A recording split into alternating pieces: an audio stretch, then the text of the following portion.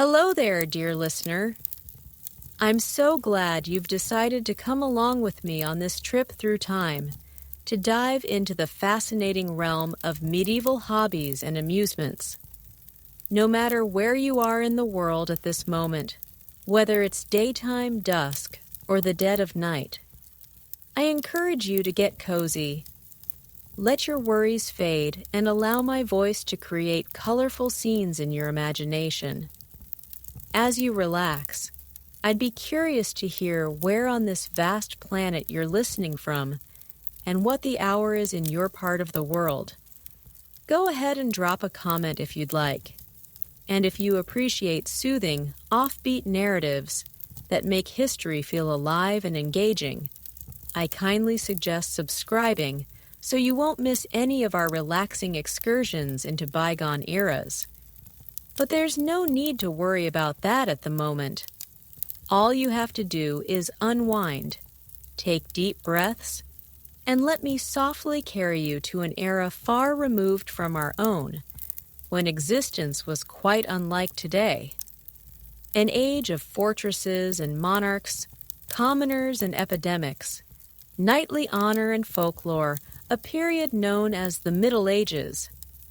When most folks picture the medieval era, they tend to imagine a life full of struggle and monotony. And indeed, for the bulk of the population during this time, which generally ran from the 5th to the 15th century, survival was tough. It was a system where a tiny elite of aristocrats held power over a huge group of laborers.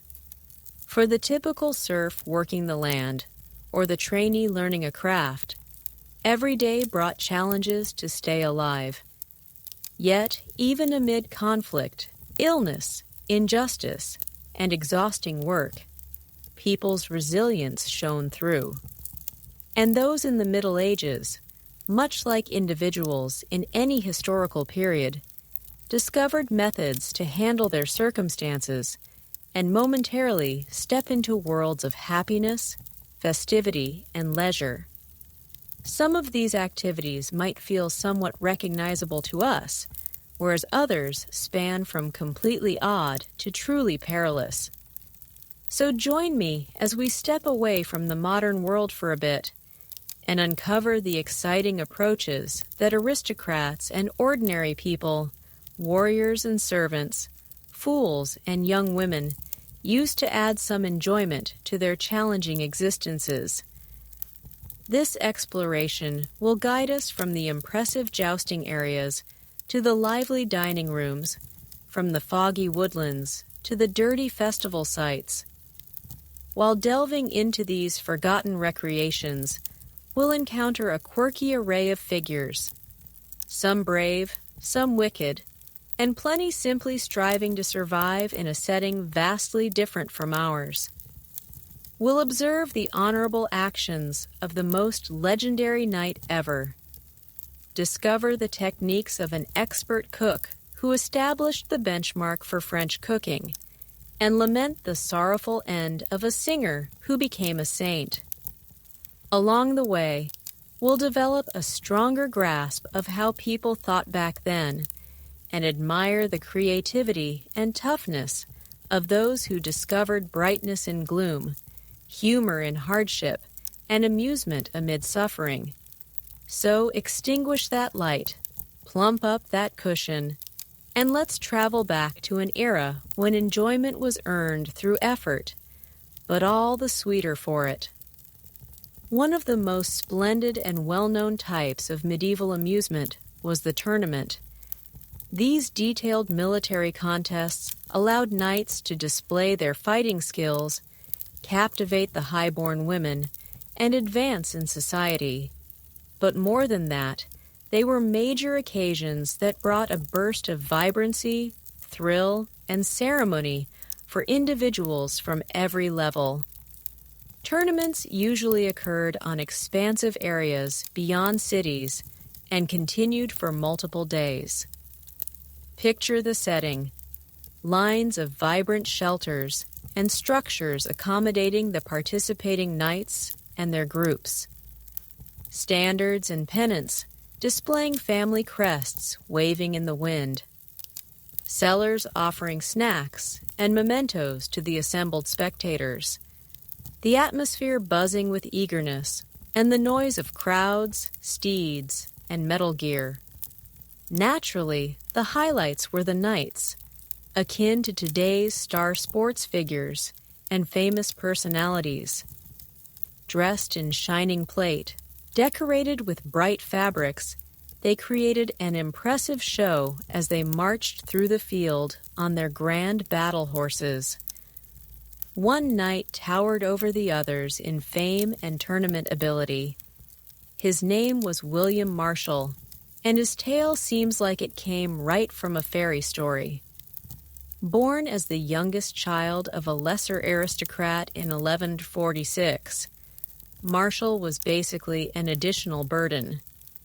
Thus, his father did what many lords did with extra boys in that period. He basically gave young William to the religious order as an oblate. However, the spirited Marshall wasn't suited for a life of quiet reflection. In his early years, he preferred fighting over devotion. Fortunately, his abilities attracted the notice of a prominent lord who chose to educate him in knighthood. It turned out to be a very lucky choice. Marshall adapted to the ways of chivalry as naturally as a duck to a pond. But what really helped him stand out was his bold performance on the tournament scene. In a time when aristocrats frequently had to pay large sums if beaten in combat or taken captive, the prizes available at tournaments presented an appealing option, and William Marshall was exceptionally talented at succeeding in them. Records from the time state he triumphed in an incredible 500 tilts. That's an impressive streak, even if exaggerated a bit. But without question, Marshall was the Michael Jordan of the medieval tournament scene. A revered and famous individual, a single-person attraction who attracted massive audiences anywhere he appeared. His achievements in the arena led to prominence in royal circles. During his lengthy life, Marshall would act as a trusted advisor to no fewer than 5 English monarchs, especially Richard the Lionheart and his sibling John. He stayed a model of faithfulness and insight through various rules, uprisings, plots, and full-scale conflicts. By his passing in 1219, he had climbed from modest beginnings to one of the most influential and admired figures in the kingdom, the Earl of Pembroke and guardian of the youthful King Henry III. But let's return to those tournaments, since that's where Marshall initially gained recognition. A tournament was a far more chaotic and rowdy event than the polished Renaissance fair jousts we see nowadays. Actually, the earliest tournaments were basically simulated wars, chaotic clashes where big teams of knights fought to seize one another for payment. As one might expect, these initial events frequently turned into genuine and hazardous fights, particularly when grudges and anger flared. The chaos could cause serious harm and even fatalities, to the extent that the Vatican attempted to prohibit tournaments completely as unnecessarily hazardous to health and safety. Those orders were mostly disregarded, naturally, but they did encourage the elite to try imposing regulations and reducing the violence. By Marshall's era in the late 12th century, tournaments had developed into rather more organized and regulated gatherings, while keeping a sense of danger and surprise that held audiences captivated. The one-on-one joust became the highlight, with knights facing off to knock each other down using spear in defense. Even so, major injuries happened often. Marshall himself reportedly had a spear go straight through his leg in one contest, But for the most adept and clever knights, the dangers were balanced by the possible gains of redemption fees, a winner's portion of the rewards, prized battle steeds and gear, and the approval of a pleased noble sponsor. To truly understand what these tournaments were like during their peak popularity, let's focus on one particularly notable, or maybe notorious event that occurred in 1274. The location was the northern French area of Chalon, and the main participants were the bold English Prince Edward, who would eventually become King Edward I, and the Count of Chalon, a French aristocrat. According to a report from the period, the issues began when Edward arrived at the tournament site with a group of no fewer than 200 knights. The large scale of his party was viewed as a boastful display by the French organizers, who were accustomed to being the dominant force at their own events. The Count of Chalon was especially offended by the apparent insult. Matters escalated on the tournament field before thousands of onlookers. One of Edward's knights won his tilt against the Count's son, which surely irritated the French noble. Angry exchanges followed, and before anyone realized, the Count of Chalon rushed at the prince directly, spear ready. Poor decision. Edward skillfully evaded the strike and swiftly overpowered his impulsive opponent. As one observer described, the prince seized the Count by the neck, hurled him from his mount into the dirt, and hit him with his hand between the shoulders so the sound carried to those far away. What a princely brawl! The shamed Count retreated to recover, while Edward enjoyed the applause of the audience. It was the sort of intense clash and remarkable feat of skill that made tournaments such thrilling shows. Naturally, after the excitement died down, there remained the annoying issue of diplomacy to handle. The French king, who was the uncle to both Edward and the Count of Chalon, was far from happy about the political mishap close to home. It required some careful negotiation to calm the upset royals and maintain harmony between England and France, at least temporarily. Events like this simply demonstrate how tournaments, beyond serving as lively diversions, also reflected the political disputes and maneuvers of medieval culture. They might have been pretend fights, but the competitions and goals behind them were entirely genuine. Well, dear listener, I believe that's plenty of tilting and tussling for now. We've barely touched the polished exterior of medieval amusements, and there are countless more wonders and joys to uncover. But those must wait for another occasion. For the time being, I'll say a warm good night and let you envision valiant knights, waving flags, and the rumble of horses across a tournament area. May you discover peace, relief, and insight in the embrace of the past. Until we meet again, this is your loyal recorder of ancient times, hoping you have a tranquil rest filled only with the most pleasant medieval imaginings. Good night. The hunter relies on his faithful dogs leading the way. Aristocratic hunting canines like deerhounds, allants, and limers barked and sniffed with enthusiasm, ready to be released to pursue any unlucky deer, boar, or hare that appeared. Sharp-sighted greyhounds stayed beside the noble riders on their horses, prepared to dash forward once game was sighted. And naturally, the aristocratic hunting group would always include its collection of noisy dogs of various breeds and sizes, even though they often dashed off following scents at the worst moments. But an elite hunt wasn't a random frenzy of wild dogs rampaging through the woods without order. There was a methodical procedure, a ceremony to everything, and everyone had a role to fulfill. The guardians of the woods, yes, that was their official name, scouted in advance to locate the target, searching for tracks and droppings to figure out where the most appealing stag or most delicious hare could be concealed. The head of the kennels and his assistants managed the dogs, all taught to react to specific calls and shouts, supposedly at least. A brief blast meant the hunt was beginning, while a prolonged sound indicated that the target was seen, though it likely all sounded like chaos to the unfortunate animal facing its doom at the end of a noble's weapon.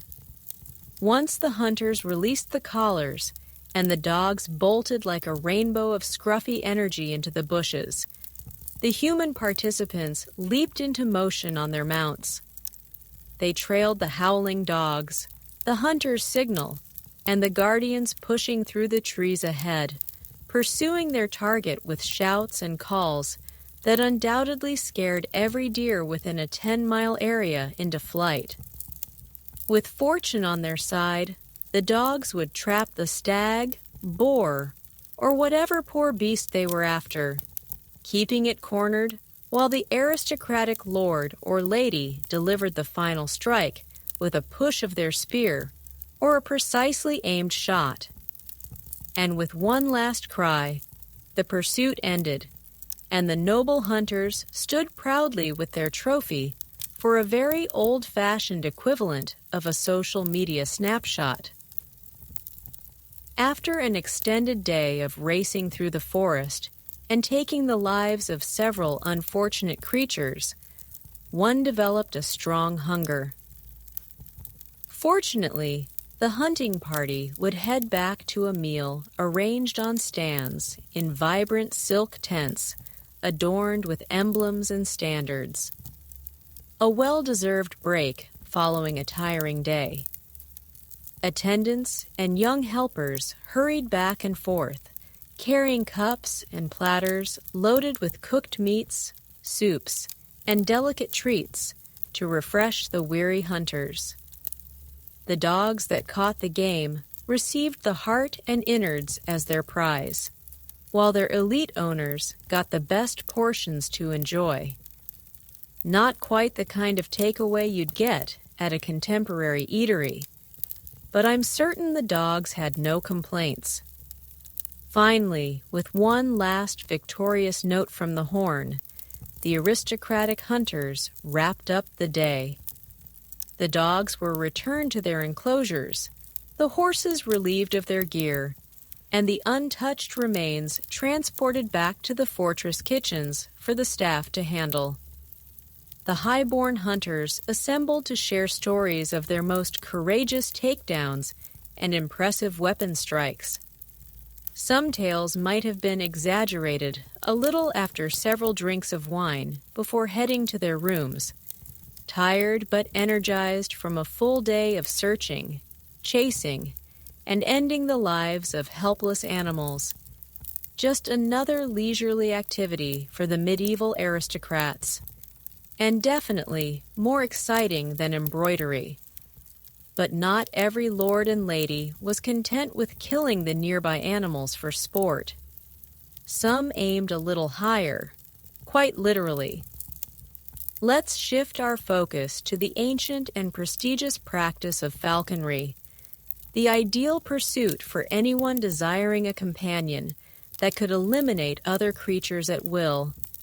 Because who needs to snuggle with an adorable rabbit when you could have a raptor resting on your arm, prepared to dig its claws into any small furry forest dweller that seemed particularly appetizing that day? Falconry was like the luxury aircraft of medieval pursuits. While any typical noble could assemble some dogs and charge through the woods after a deer, it required a unique type to excel in falconry. Trainers known as falconers had to catch and educate their birds via a meticulous method involving covers, straps, and a great deal of endurance. Like a very strict academy, young birds began as eyases, then turned into passage birds, and eventually reached the stage of haggards. Terms that seem better suited for a motorcycle club than a group of birds. But the Middle Ages had a knack for drama. Once a falcon was prepared, the true enjoyment started. The aristocratic falconer, with the bird sitting regally on their protected hand, rode out looking for targets, scanning the heavens and meadows for a sign of something small and furry, ideally not too quick. When a suitable victim was noticed, the falcon was released, diving through the air like a plumed projectile aimed at the pounding heart of a frightened rabbit, or pheasant, or whatever unlucky animal was fated to be the falcon's chosen meal that day. If everything proceeded smoothly for the falcon and falconer, not as much for the target, the bird drove its keen talons into the little creature, letting out a victorious call to notify its human partner that the task was complete. The aristocratic falconer collected their bird and its catch, giving it a couple of tasty bits before setting it back on its stand for the return journey. Obviously, falconry demanded a strong connection and clear signals between person and bird, along with a mutual interest in violent pursuits. Among the elite, falconry was the supreme emblem of rank. The larger and scarcer your bird, the more notable you appeared. Similar to today's luxury vehicle enthusiasts, the upper class vied for the most elegant, strongest raptors to flaunt. For example, the gerfalcon, a grand white bird that could hit speeds of up to 130 mph while chasing prey, was the Lamborghini of falconry. Extremely desired and valued at a fortune, European aristocrats dominated the hawking scene, but they weren't the sole ones who valued a bird capable of killing on order. In the Middle East, falconry was a long-standing custom, believed to trace back thousands of years to the wandering groups of the Central Asian steppes, who first realized that raptors were superior hunters compared to people with bows and arrows. The Mongols, those tough horse-riding fighters who conquered across Asia and Europe in the 13th century, were also enthusiastic falconers who carried their passion for deadly birds along as they overran half the known world. But while falconry might have originated in warfare, it soon turned into the preferred leisure of the upper class from Morocco to Mongolia. The Arab caliphs and Persian rulers maintained grand aviaries stocked with hundreds of birds and a team of falconers to care for them. Falcons even appeared in Islamic artwork and writings as emblems of aristocracy and elegance, which is much kinder than being recalled as lethal aerial marionettes, which is basically what they were. But, as with many elements in the Middle Ages, falconry was as much about ostentatious shows of riches and position as it was about actually capturing game. The most esteemed birds weren't always the top hunters, but those with the most striking feathers or the largest cost. The ultimate prize falcon was the white gyrfalcon, which was so uncommon and costly that it was said only a king could purchase one. In fact, the Holy Roman Emperor Frederick II, a medieval falconry trendsetter, was so fixated on his birds that he authored an entire volume on the topic and was known to take his falcons to religious services with him perched on his arm, which must have led to some highly diverting homilies. But while Frederick and his winged companions were attracting attention at worship, his contemporary Kublai Khan, grandson of the notorious Genghis and leader of the Mongol Empire at its peak, was employing falconry for more utilitarian reasons. Specifically, training his birds to attack opposing troops in combat. That's correct. The Mongols weren't satisfied with merely conquering most of the known world from horseback. They had to involve their birds in the fight as well.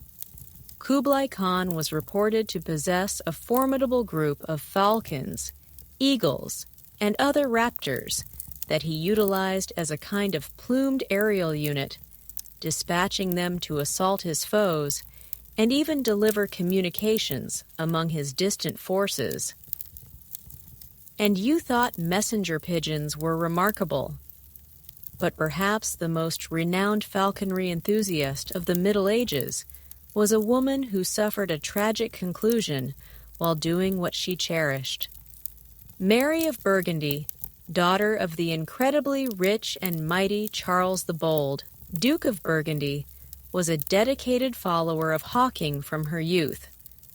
Born in Brussels in 1457, Mary was the heir to the extensive Duchy of Burgundy, a land extending from the Low Countries to Switzerland that was famous for its luxury, culture, and knightly traditions.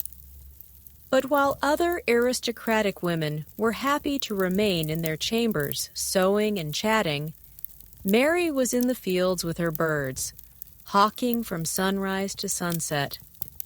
She was said to have a special affection for merlins, small, aggressive falcons valued for their quickness and velocity in chasing targets.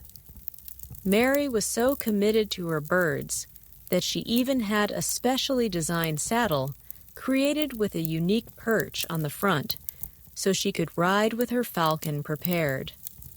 But Mary's passion for falconry would lead to her downfall. In 1482, at only 25 years old, Mary was out hawking with her attendants when her horse tripped and tossed her to the earth. She endured a serious back wound and passed away shortly after, throwing her duchy into a succession dispute and political chaos. It was a heartbreaking conclusion for a lively young woman who represented the knightly principles of her era, a talented writer, a devoted supporter of the arts, and a ruler who boldly protected her territories from the ambitious reach of France.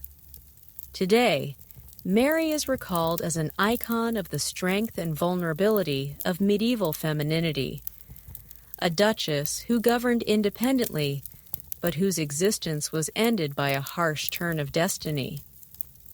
As for her treasured birds, they probably flew to new owners, their straps dangling like a last goodbye to the woman who had cherished them so intensely during her life. But Mary's reputation as a falconer endures, a proof of the lasting appeal of a pursuit that combined ability, swiftness, and a hint of fierce beauty into one exhilarating, if fatal, activity. So, there you have it. A peek into the exciting realm of medieval falconry, where birds were symbols of status, weapons in war, and faithful partners all combined in one intense plumed form. It's a long way from the pet budgies and cockatiels we have now. But then, everything in the Middle Ages was a bit more extreme. From the soaring cathedrals to the 10-foot-long poulains, even the companions were extravagant. From falconry to feasting, hunting to hawking, chivalry to the pursuit, the upper class of medieval Europe definitely knew how to keep themselves occupied between all the battling and fortune-building. But rest assured, it wasn't all enjoyment and games for the feudal upper crust. The impoverished peasants who performed all the real labor had their modest pleasures too, like avoiding the plague and sometimes having sufficient food. Right. Let's shift from the elite hunters and their lethal pets to examine the more grounded amusements of the everyday people. And no, I don't simply mean observing the nearby lord pass by in his splendor and daydreaming about consuming his horse. Fair days offered a pleasant break from the everyday work and troubles of medieval existence. Throughout Europe, from grand London to small hamlets, individuals anticipated unique holidays and holy days that promised eating, celebration, and amazement. One of the most lively and eagerly awaited was Carnival, the excessive time before the strict abstinence of Lent. Carnival events trace back to old pagan rites, but in the Middle Ages, they gained a clearly Christian tone while maintaining a sense of playfulness and enigma. For a short period, the usual structure of society was flipped upside down. Perhaps no leaders adopted the essence of Carnival with as much zeal as the Dukes of Burgundy in the 15th century. The Burgundian court was famous across Europe for its luxury, creativity, and display, and the Duke held nothing back for Mardi Gras. In 1454, Duke Philip the Good organized a spectacular event in the Flemish city of Lille that was recalled for decades against an enchanting setting of lights, wall hangings, and blossoms. Aristocrats dressed in sumptuous outfits marched through the avenues, joined by players, parading troops with spears, and ornate wagons showing sacred and legendary scenes. Crowds of ordinary people pushed for a view of the unusual animals like camels and elephants in Philip's collection.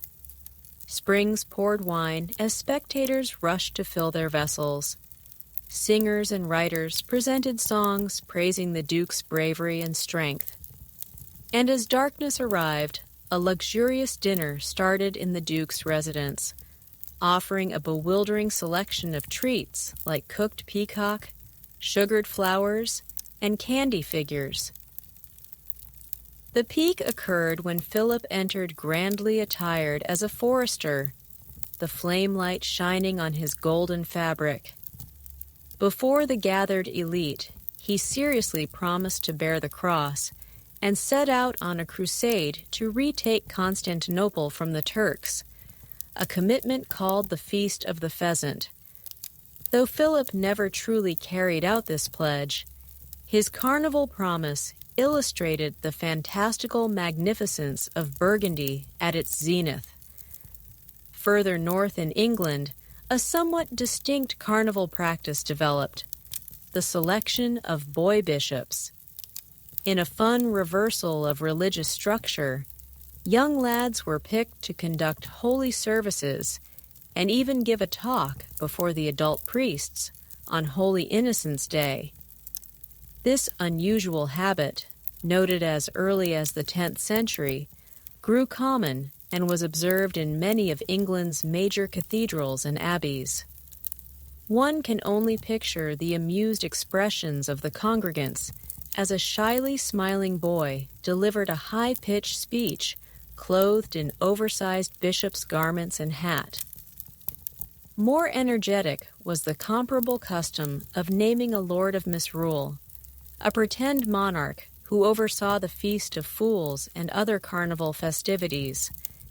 Typically acted by a young commoner, this cheeky persona was responsible for sparking trouble and amusement, flipping norms around. The Lord of Misrule acted as a host, guiding lines of dressed-up celebrants, starting comedic performances that mocked the formality of royal courts, and even issuing cheeky orders that lightly mocked political leaders. Some misrule commands could become quite daring. One documented case from the Abbey of Unreason in Scotland boldly declared in the name of high drunkenness that monks should sit for prayers, drink only ale, and make better cheer than ever before. Of course, the real officials usually watched such behaviors cautiously, lest the nonsense spiral out of control. There were occasional suppressions by critical bishops or city elders, but overall, a few days of absurdity and a loud mockery offered a necessary release in the strict order of medieval society. While Carnival delivered a surge of celebration in late winter, other events were scattered across the medieval year. The midsummer celebration of St. John the Baptist included fires, dancing, and romantic predictions in many places. Young ladies floated wreaths with lights on waterways, aiming to gather hints about their future spouses from the glowing flames. If a girl's wreath sank, it was a bad omen that she would not wed that year. Scented plants like rosemary and St. John's wort were collected and scattered around houses to repel bad spirits. In an interesting blend of pagan and Christian customs, the enchanted herbs were then preserved and burned in the Yule log at Christmas. Speaking of enchanted plants, the fall feast of St. Michael highlighted a perhaps unexpected star, the simple carrot. Though an everyday vegetable today, carrots were a relative newness in the Middle Ages after arriving via Moorish Spain. Their sweet taste and bright orange hue made them a prized treat. At Michaelmas, women seeking a spouse were recommended to rest with a carrot under their pillow and say, "Saint Michael, smell my lover, you know well. By dreams, let me see the youth that I shall marry." Apparently, sleeping with a root vegetable was quite the love charm. If visions of the right man didn't show up, at least the woman woke to a convenient treat. Beyond holy days, every community and settlement had its own local gatherings marking occasions like the anniversary of the local church's dedication or the birth of a royal child. Though less grand than flashy tournaments or courtly dinners, these neighborhood events built a sense of unity and escape from routine hardship. Imagine the thrill building in a quiet English village as folks assembled for the festival of the church's patron saint. The aroma of cooking meat drifted on the air as an ox rotated on a spit over snapping flames. Boys and girls flirted and danced around a cheerfully adorned maypole to the sound of a violin and percussion.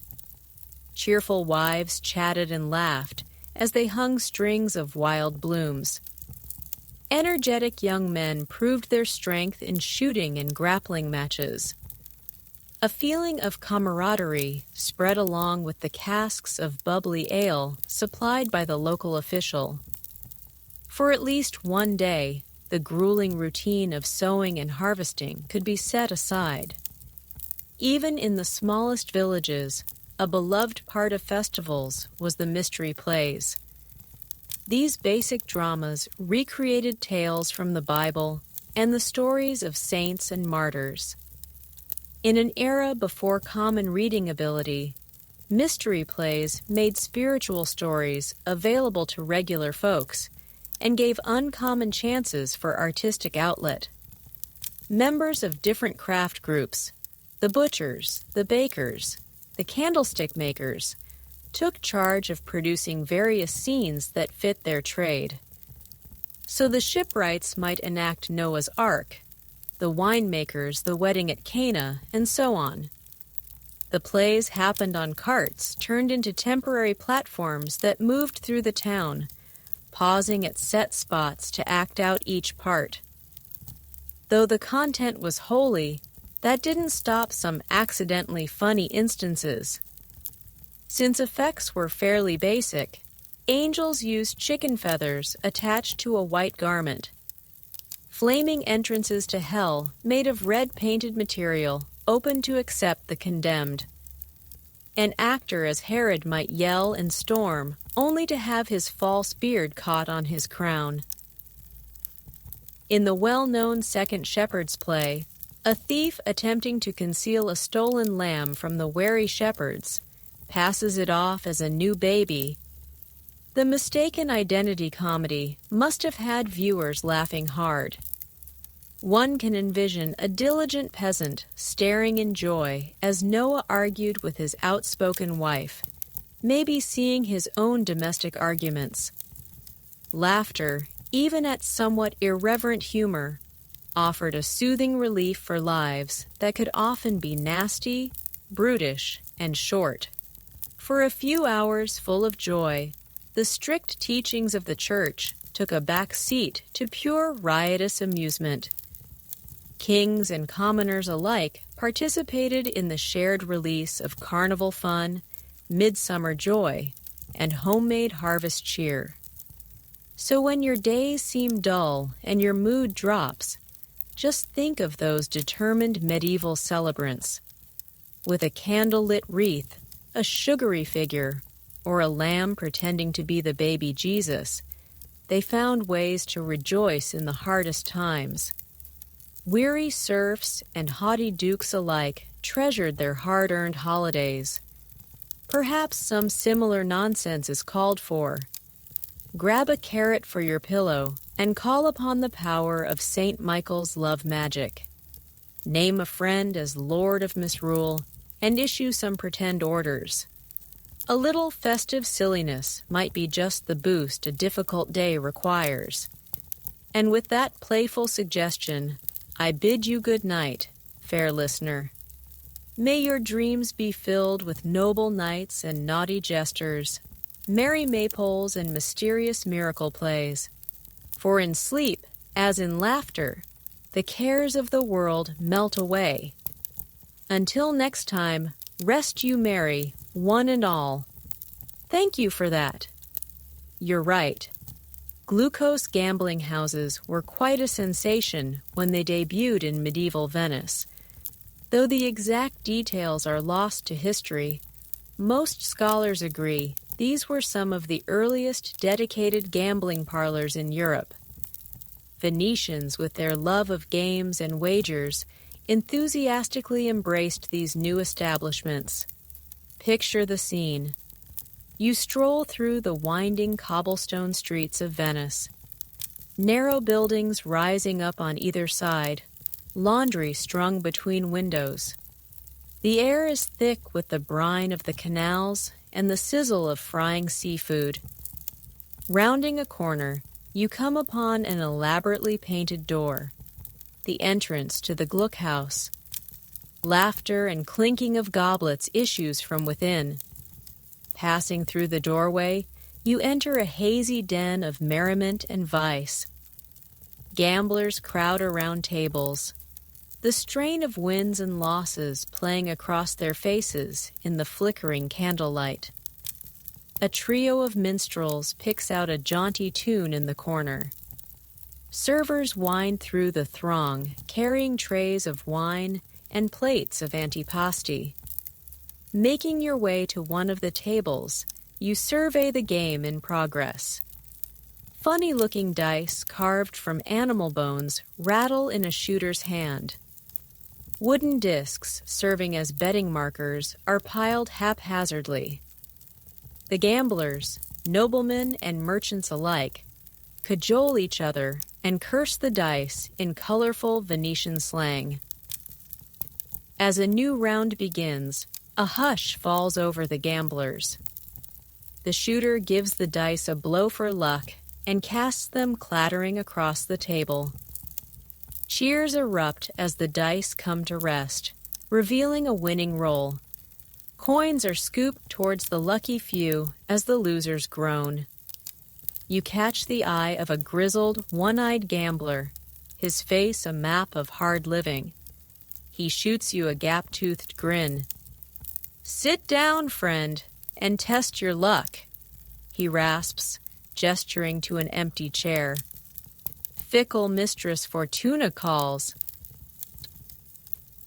Tossing caution to the wind, you slide into the seat and take up the dice.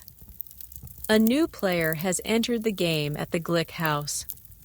Ah, but we can't spend all night carousing in this den of chance, as enticing as that might seem. The scene fades into the shadows as we take our leave of the jolly Gluck House. so many other medieval divertissements still beckon us onward. But it's remarkable to think that the gambling spirit that animated those Venetian dice players is still very much alive today, even if the games have changed. And so we turn from the rattle of dice to the thunder of hoofbeats. The medieval tournament ground calls for noble knights and enthusiastic common folk alike. Nothing could match the pageantry and excitement of a grand tournament. It was a chance for skilled warriors to test their mettle, and for spectators to marvel at displays of martial prowess. One of the most celebrated knights of the tournament circuit was William Marshall, a man who rose from humble origins to become renowned as the greatest knight in Christendom. Marshall was the youngest son of a minor English nobleman, but his skill with the lance and sword would make him a legend. In his youth, Marshall was sent to Normandy to train in the arts of knighthood. He proved a quick study with a natural gift for the bruising physicality of mounted combat. Soon, he was traveling the tournament circuit as a roving knight-errant, making a name for himself with his victories. Imagine the scene as Marshall arrives at a tournament ground, a broad field bustling with activity under a bright blue sky. Gay colored tents and pavilions surround the list field where the jousting will take place. Pennants snap in the breeze, each one emblazoned with a coat of arms of a participating knight. The thunder of hoofbeats announces a column of armored knights riding onto the field, Marshall among them. His armor is unadorned, workmanlike.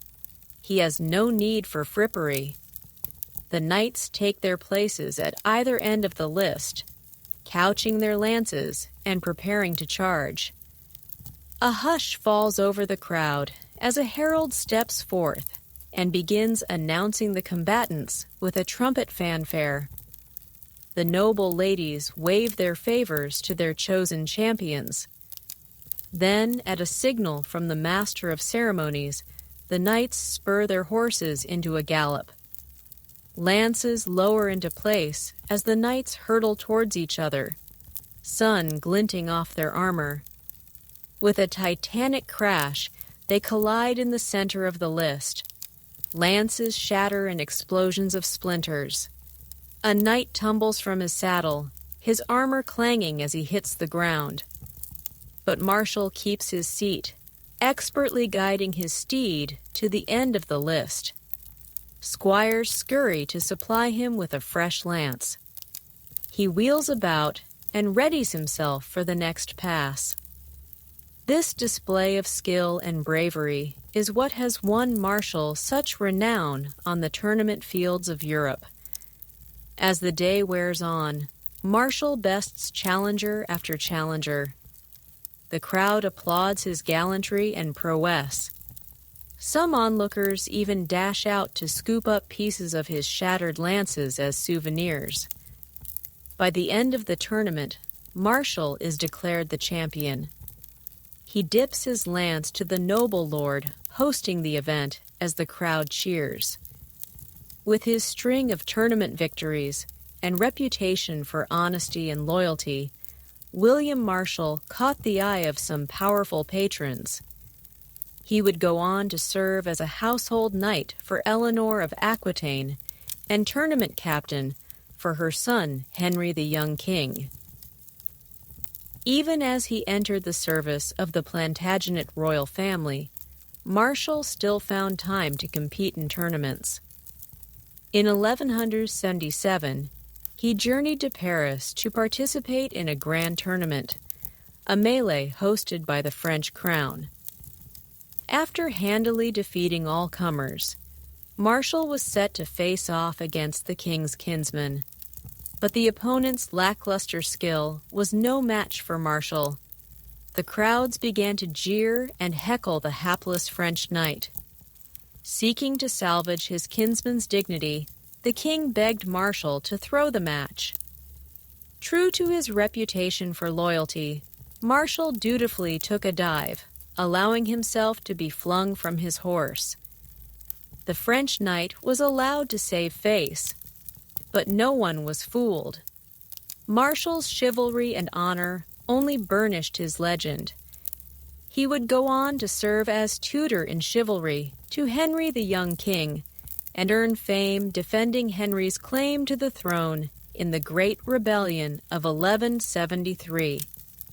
Marshall's tournament exploits were the making of his reputation, but they were far from the end of his story. His integrity and battle prowess would see him become a respected statesman, regent, and advisor to no less than 5 English kings. But those are tales for another time.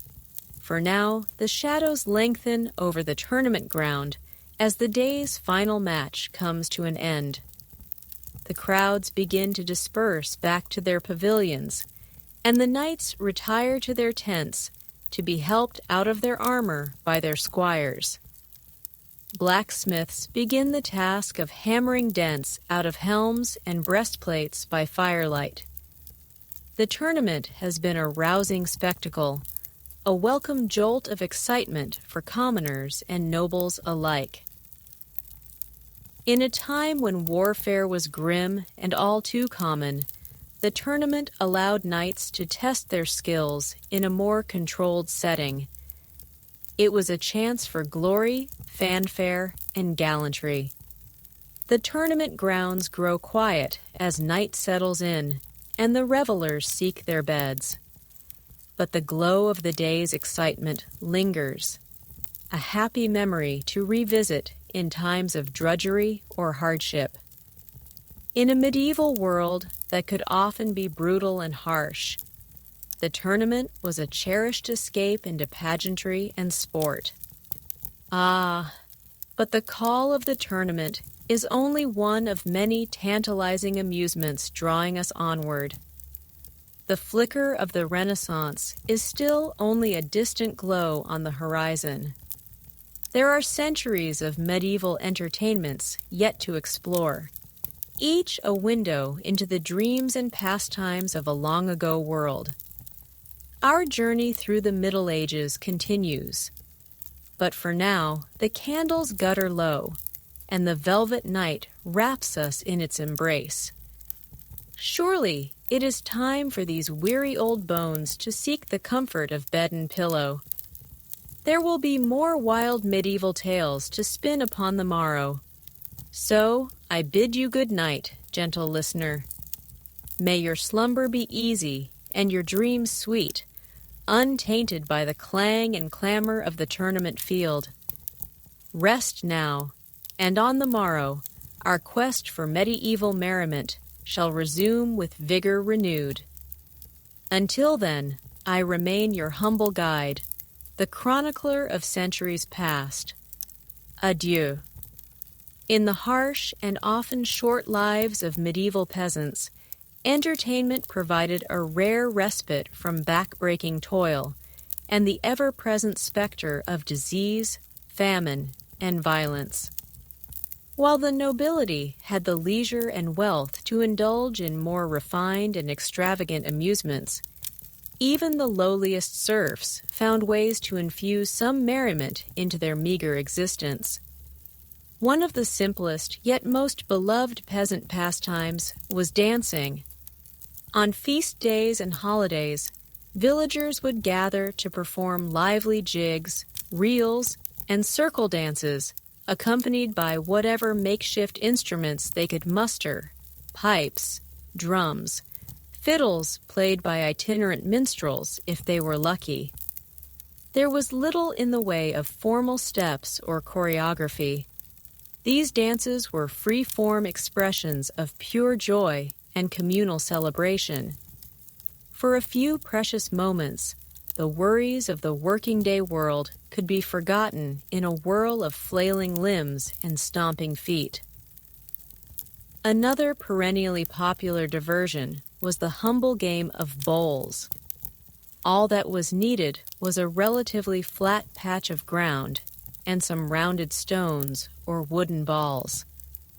Players would take turns tossing their balls, aiming to land them as close as possible to a smaller target ball called the jack or kitty. It was a game that could be enjoyed by young and old alike, men and women, making it a staple of village greens and taverns across Europe. Speaking of taverns, these establishments were the closest thing most medieval peasants had to an entertainment venue. After a long day in the fields, men would gather to quaff ale, swap stories, sing bawdy songs, and perhaps engage in some friendly wagering on dice or card games. Gambling with dice had been popular since ancient Roman times, and the medieval version wasn't much different. Simply toss the dice and hope that your number comes up. Not exactly Vegas, but it added an extra thrill to the night's revelry. Of course, peasant fun couldn't hold a candle to the opulent amusements enjoyed by the nobility. Imagine, if you will, the splendor of a grand tournament held by a wealthy lord. Knights in gleaming armor astride snorting steeds, vividly colorful banners snapping in the breeze, the thunder of hooves and the crash of lances as the champions vied for glory and riches before a cheering crowd. It was like a blockbuster sporting event and a rock concert rolled into one. But even for the nobility, life wasn't all jousts and banquets. In a world where warfare was the order of the day, tournaments served as a way for knights to hone their combat skills. As the saying goes, next to war, there is nothing more like war than a tournament. Training for these mock battles began in childhood with young pages and squires learning the arts of swordplay, lancing, and horsemanship under the tutelage of veteran knights. One of the most famous of these knightly tutors was William Marshall, who rose from humble origins to become the greatest tournament champion of his age and a trusted advisor to no less than 5 English kings. Born in 1147 to a minor noble family, William was given to the king as a hostage when he was just 5 years old, as surety for his father's good behavior. When his father failed to keep his word, the king threatened to have young William catapulted over the castle walls to his death. But fortunately for William and for England, the king's cruel bluff was never called. The boy was spared and sent to Normandy to receive a proper knightly education.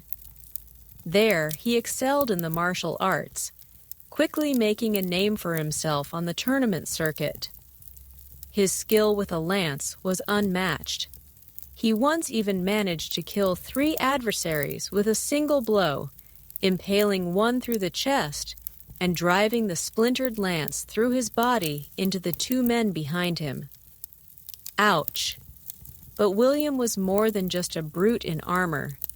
He was also renowned for his honor, chivalry, and loyalty. When King Henry II's sons rebelled against their father, William remained steadfastly by the old king's side.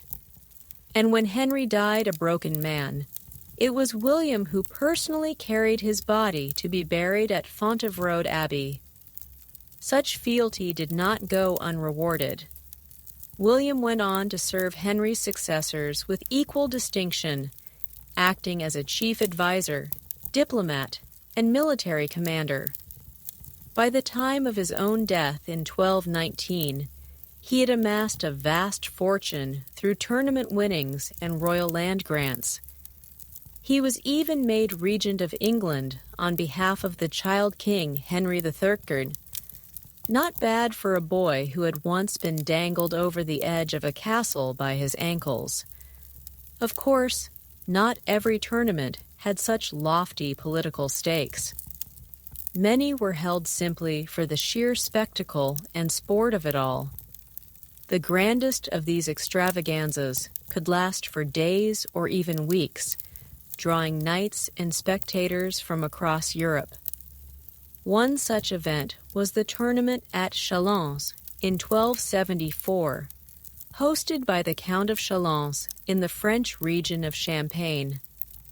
It was a lavish affair with over 300 knights in attendance. Among them were the cream of European chivalry, including the dashing Edward, Prince of Wales, later King Edward I of England. But what began as a friendly competition soon took a turn for the scandalous. During a joust, Edward's lance struck the Count of Chalons with such force that it knocked him clear off his horse. Enraged, the Count accused the prince of unchivalrous conduct and demanded an apology. But Edward was having none of it.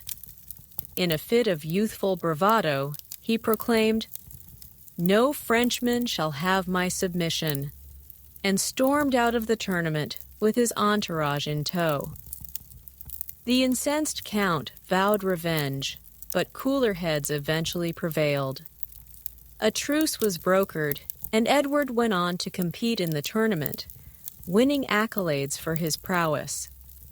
But the incident left a lingering bad taste and soured relations between the English and French courts. Such diplomatic tensions were not uncommon in the world of medieval tournaments. These events weren't just about athletic glory. They were also a way for nobles to flaunt their wealth, power, and prestige. A well-run tournament could cement a lord's reputation and influence, attracting allies and intimidating rivals. Conversely, a poorly managed or sparsely attended affair could be a humiliating blow to a noble's standing. No one understood this better than René of Anjou, the 15th century French duke and king, who was nicknamed the Good for his reputation as a just and enlightened ruler. René was a true Renaissance man, a skilled knight, a patron of the arts, and a master at the game of courtly politics. He knew that a dazzling tournament could be a powerful tool for winning hearts and minds. In 1446, René staged a grand tournament at his capital of Nancy that was unlike anything the world had ever seen. Dubbed the Pas de la Bergère, or Shepherdess's Dance, it was a whimsical blend of chivalric pageantry and theatrics, inspired by the pastoral romance of the Middle Ages. Knights dressed as shepherds and shepherdesses, competing not just in jousts, but in poetry contests, song and dance numbers, and even sheep-herding trials using real livestock. It was all highly allegorical. Of course, the shepherdess represented the virtues of courtly love, which the knights would strive to defend and embody. But it was also a showcase for the wealth and sophistication of René's court. The lavish costumes, elaborate sets, and exotic animals on display sent a clear message. Anjou was a cultural force to be reckoned with. The highlight of the tournament was the Pas d'Armes, or Passage of Arms, in which daring knights would attempt to cross a mock fortress bridge defended by René and his hand-picked champions. It was a feat of arms straight out of Arthurian legend, meant to evoke the daunting perils and rewards of the chivalric quest. For days, the cream of European knighthood tried and failed to best René's team, much to the delight of the crowd. The Duke himself, dressed in resplendent gold armor, held the bridge like a latter-day Lancelot. In the end, it was his own brother-in-law, the dashing Fairy de Lorraine, who finally managed to unhorse René and seize the prize. But the real winner was René himself. The Pas de la Bergère was a public relations coup, establishing Anjou as a center of culture and chivalry. It also cemented René's personal reputation as a model of kingly virtue, a deft mixer of war and courtliness. His subjects hailed him as a new King Arthur, the once and future king of their dreams. Alas, not every ruler could live up to such lofty ideals. In 1274, a very different sort of monarch mounted the throne of England. Edward I, the same hot-headed prince who had stormed out of the tournament at Chalons all those years ago. Edward was a fierce and canny warrior king, more interested in conquering Wales and Scotland than in playing shepherd. He embodied the harsher realities of medieval kingship, where might made right and chivalry was often just a thin veneer over the naked exercise of power. But even Edward recognized the value of a well-staged spectacle. In 1306, he held a massive tournament at Winchester to celebrate the knighting of his son, the future Edward II. Over 500 knights from across Europe attended, making it one of the largest chivalric gatherings of the Middle Ages. The festivities kicked off with a grand procession through the streets of Winchester, led by the guest of honor himself. Young Edward, just 22 years old, cut a dashing figure in his gilded armor, his surcoat emblazoned with the 3 lions of England. Behind him rode a glittering cavalcade of knights and nobles, their colorful banners fluttering in the breeze. At the tournament grounds, a makeshift village of tents and pavilions had sprung up to accommodate the crowds. Vendors hawked everything from roasted meats to holy relics, while minstrels and acrobats entertained the masses. It was like a cross between a state fair and a Super Bowl tailgate party. But the real action was on the tournament field. For 3 days, the knights clashed in a dizzying array of martial contests. Jousts, melees, mounted combat with swords and maces. The thunder of hooves and the clang of steel echoed across the grounds, whipping the spectators into a frenzy.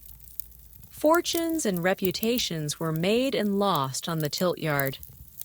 One young knight in particular stood out from the pack. The dashing Piers Gaveston, a childhood friend and favorite of Prince Edward. Piers was a skilled jouster and a born showman, with a flair for the dramatic both on and off the field. He and Edward made a striking pair, 2 golden boys reveling in their youth and prowess. But their bond would prove to be a double-edged sword. When Edward II came to the throne a few years later, he showered Piers with lands, titles, and honors, provoking the ire of the other nobles. The arrogant young Gascon was seen as an upstart, a corrupter of the king who needed to be taken down a peg. In 1312, the tensions finally boiled over. A baronial faction, led by Edward's cousin, Thomas of Lancaster, seized Piers and had him beheaded on the grounds of Blacklow Hill.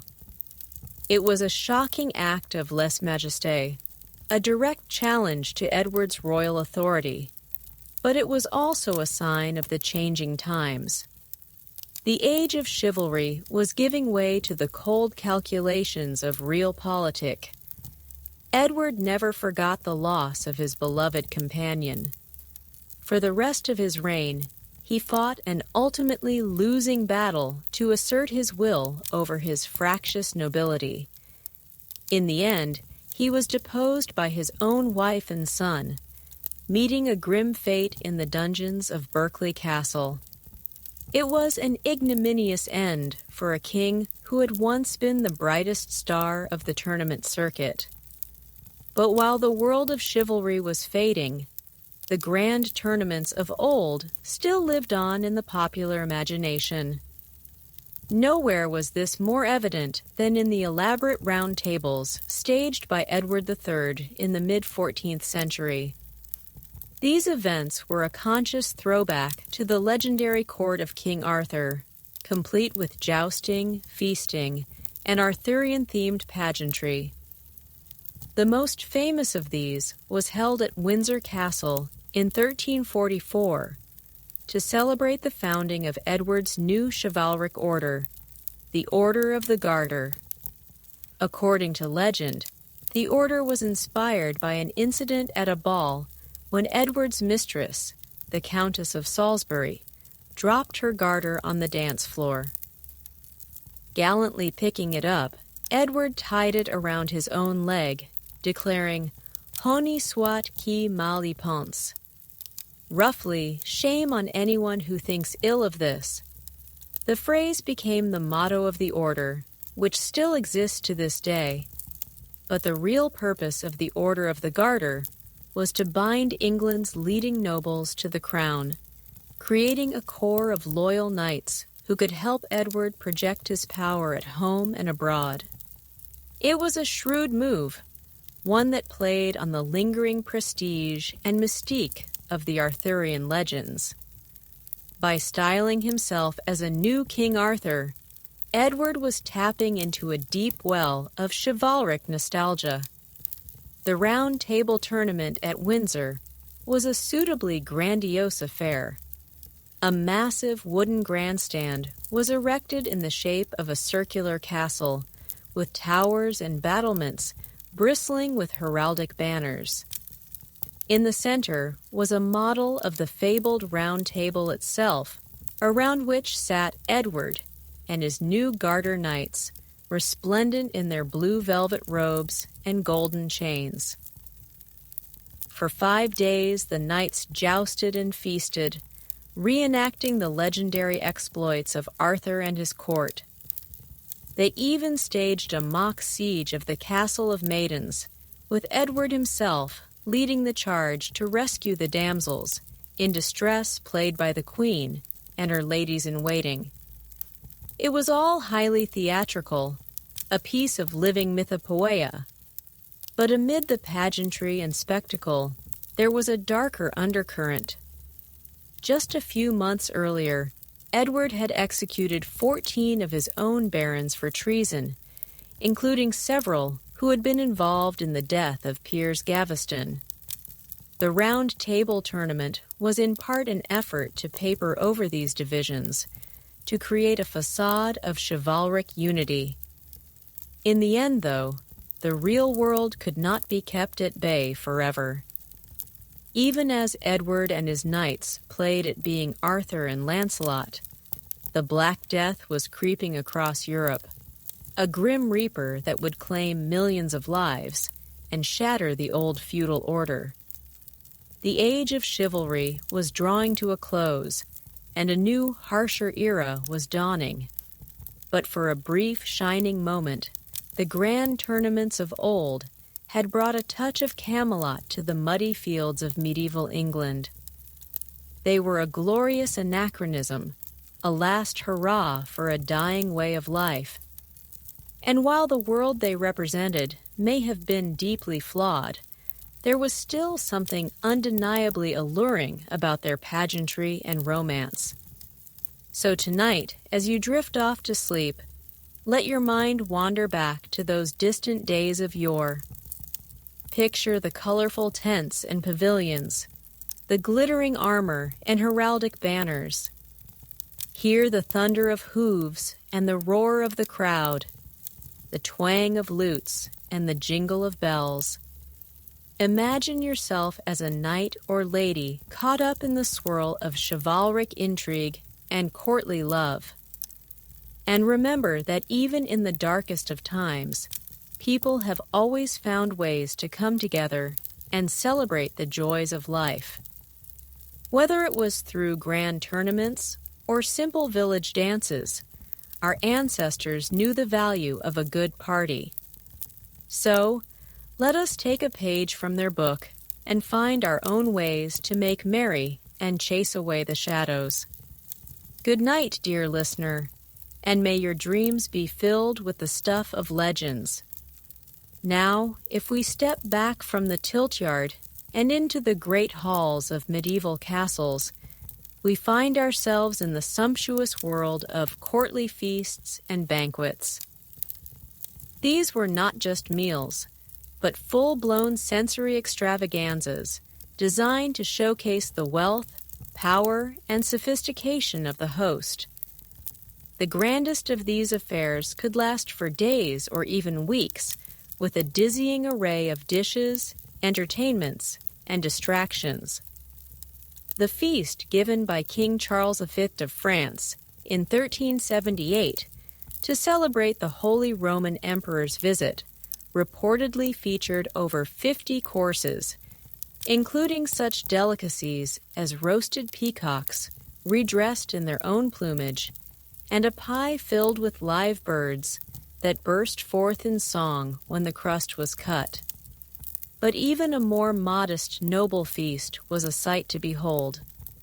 Picture a great hall decked out in rich tapestries and hangings with trestle tables groaning under the weight of silver platters and golden goblets. At the head table sits the lord and lady of the castle, surrounded by their most honored guests and retainers. Down the center of the hall stretches a long table flanked by benches for the lesser nobles and gentry. They are seated in strict order of precedence, with the most high-born nearest the lord's table. The salt cellar, a large ornate vessel for holding salt, marks the dividing line between the upper and lower ranks. To be seated below the salt was a sign of inferior status. As the guests take their seats, a procession of servants enters bearing the first course, perhaps a subtlety or entremet, an elaborate edible sculpture meant to amuse and impress. It might take the continuing the script. The merry entertainments and feasts of the nobles may have offered a welcome diversion from medieval life's hardships, but for the majority of people, the simple joys of seasonal festivals and fairs were often the highlight of the year. These special occasions punctuated the calendar, giving commoners a much-needed break from the daily toil and drudgery that filled most of their days. Perhaps the most exuberant and rambunctious of these celebrations was Carnival, the indulgent period of feasting and revelry that preceded the austere fasting of Lent. With roots stretching back to ancient pagan traditions, Carnival was a time when the normal rules and hierarchies of society were temporarily suspended. For a few fleeting days, the world turned upside down as people donned masks and costumes, parading through the streets in a joyous explosion of music, dancing, and mischief. Carnival reached its height in the grand cities of medieval Europe, where the festivities often lasted for weeks and were marked by lavish public spectacles and banquets. In the 15th century, the opulent dukes of Burgundy were particularly renowned for their decadent Mardi Gras celebrations. These sumptuous affairs unfolded in their capital of Dijon as extravagantly costumed nobles and citizens alike thronged the streets, indulging in rich food, fine wine, and unbridled merrymaking.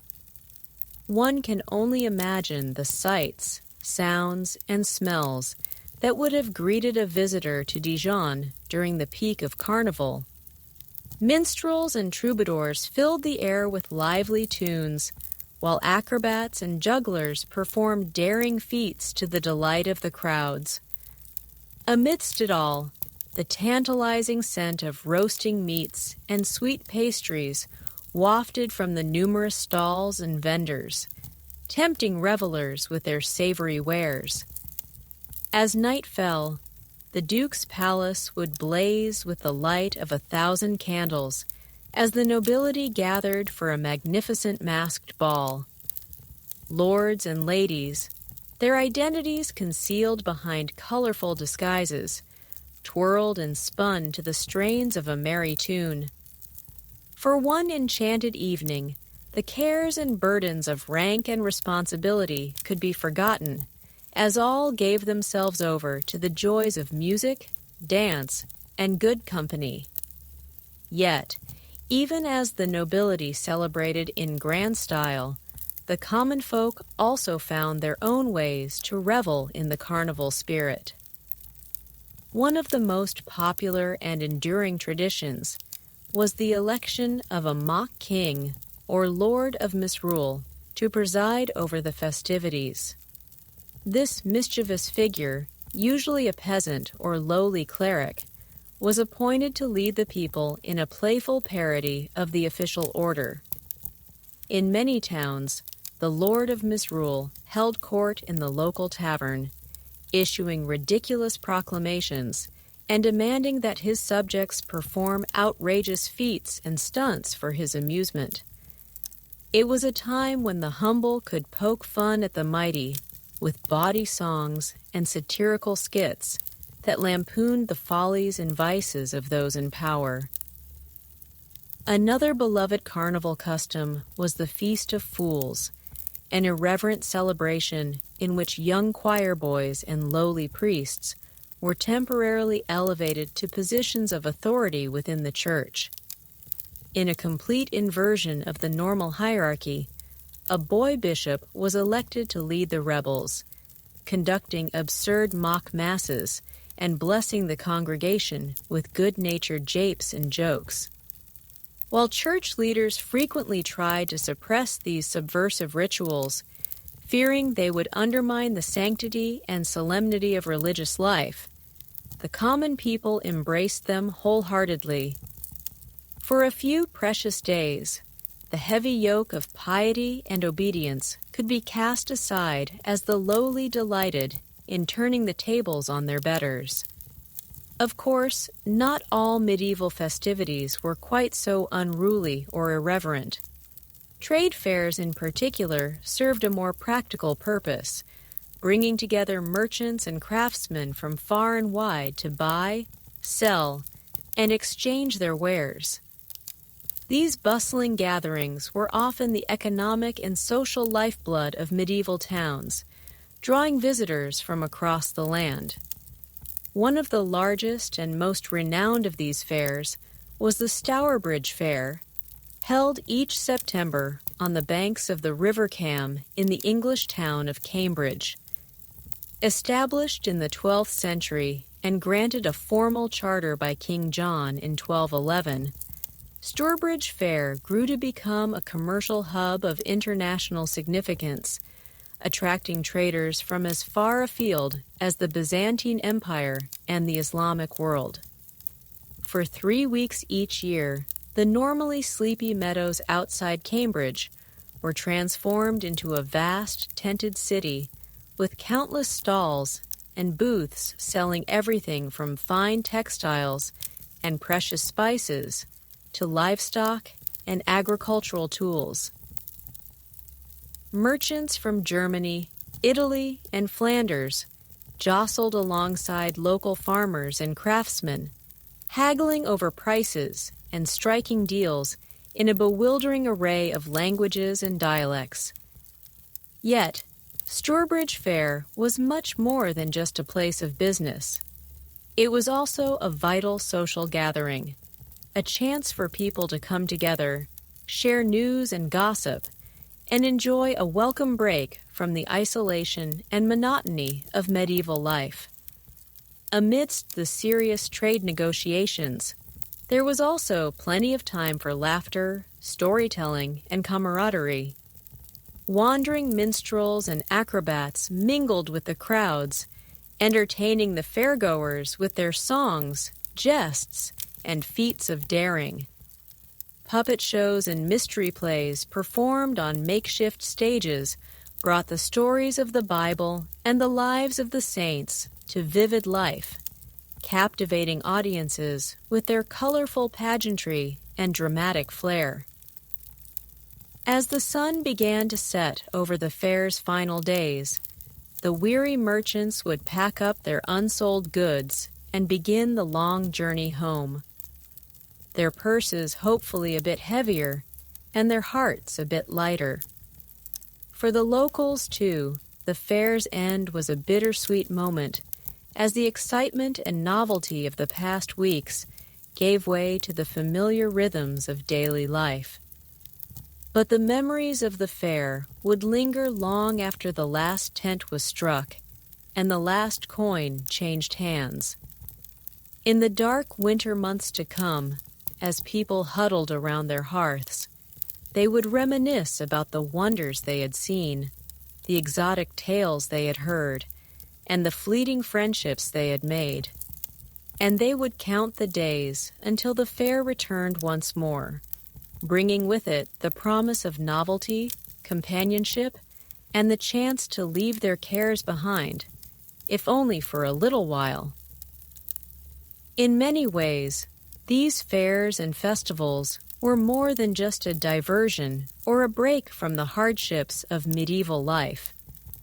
They were a vital reminder of the resilience and joy of the human spirit, a testament to people's ability to find moments of happiness and connection, even in the face of great adversity. So perhaps when we look back on the revelries and pastimes of the Middle Ages, we should not view them merely as curious historical oddities or quaint glimpses into a distant past. Rather, we should see in them a reflection of our own deep-seated need for community, for shared experiences, and for the fleeting magic of a world transformed, if only for a day. And as we drift off to sleep, our minds still filled with visions of colorful carnivals and bustling fairgrounds, we might just find ourselves dreaming of a time when life's simple pleasures were enough to make the heart sing. For in the end, the wild things that medieval people did for fun may not have been so very different from the things that bring us joy and laughter today.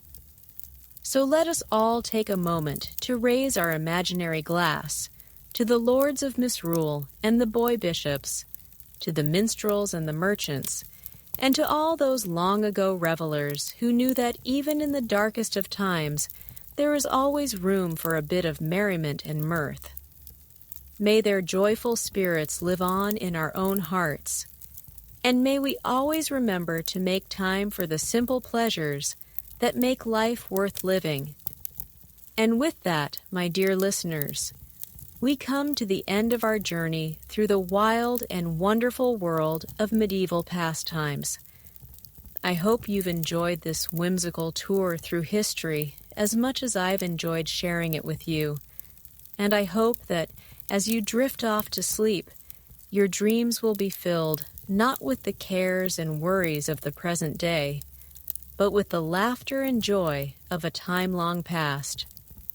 So until next time, I bid you all a fond good night and sweet dreams of carnival kings and fair day wonders.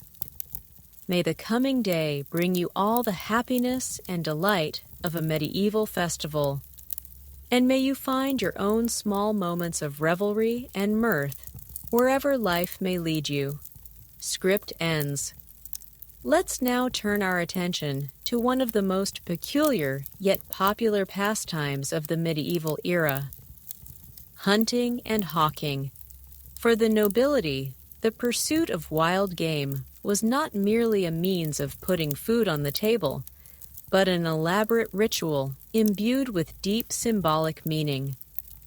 A successful hunt was seen as a demonstration of masculine prowess, a way for lords to bond with their peers, and even a metaphor for the triumph of order over the chaos of the natural world.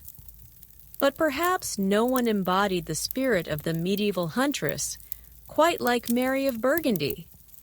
Born into the immensely wealthy House of Valois in 1457, Mary was the only child of Charles the Bold, the pugnacious Duke of Burgundy.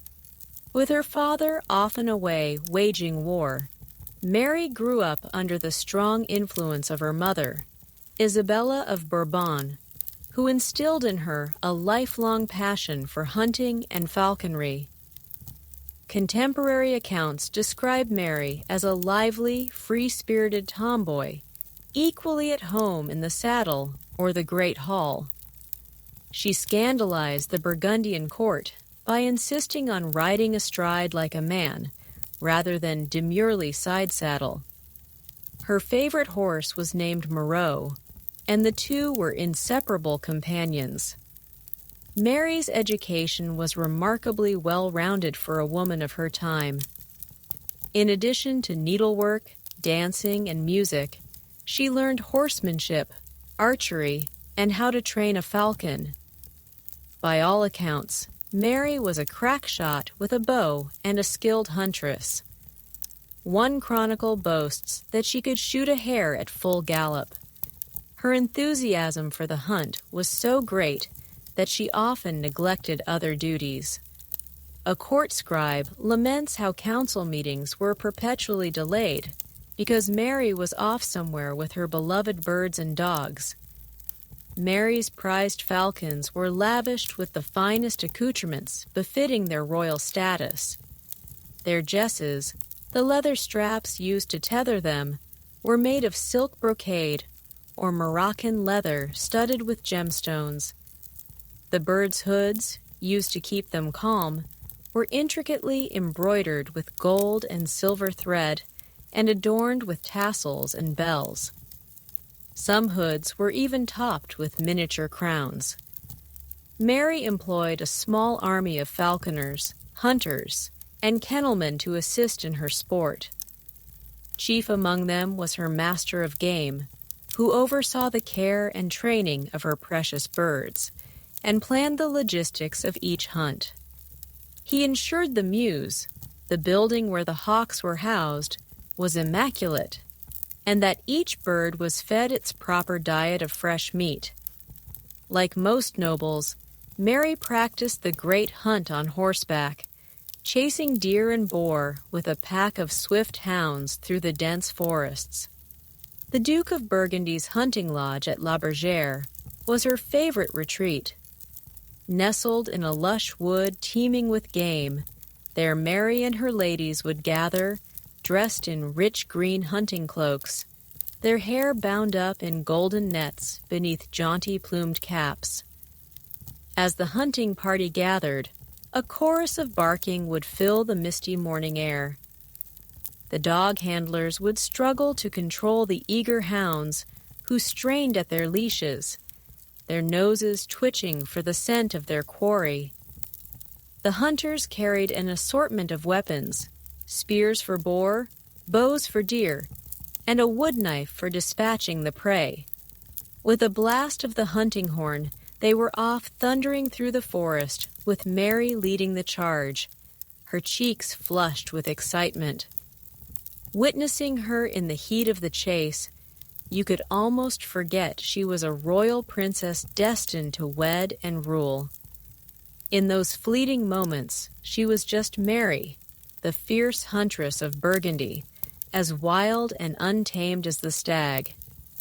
But for all her skill and courage, no hunter can outrun fate.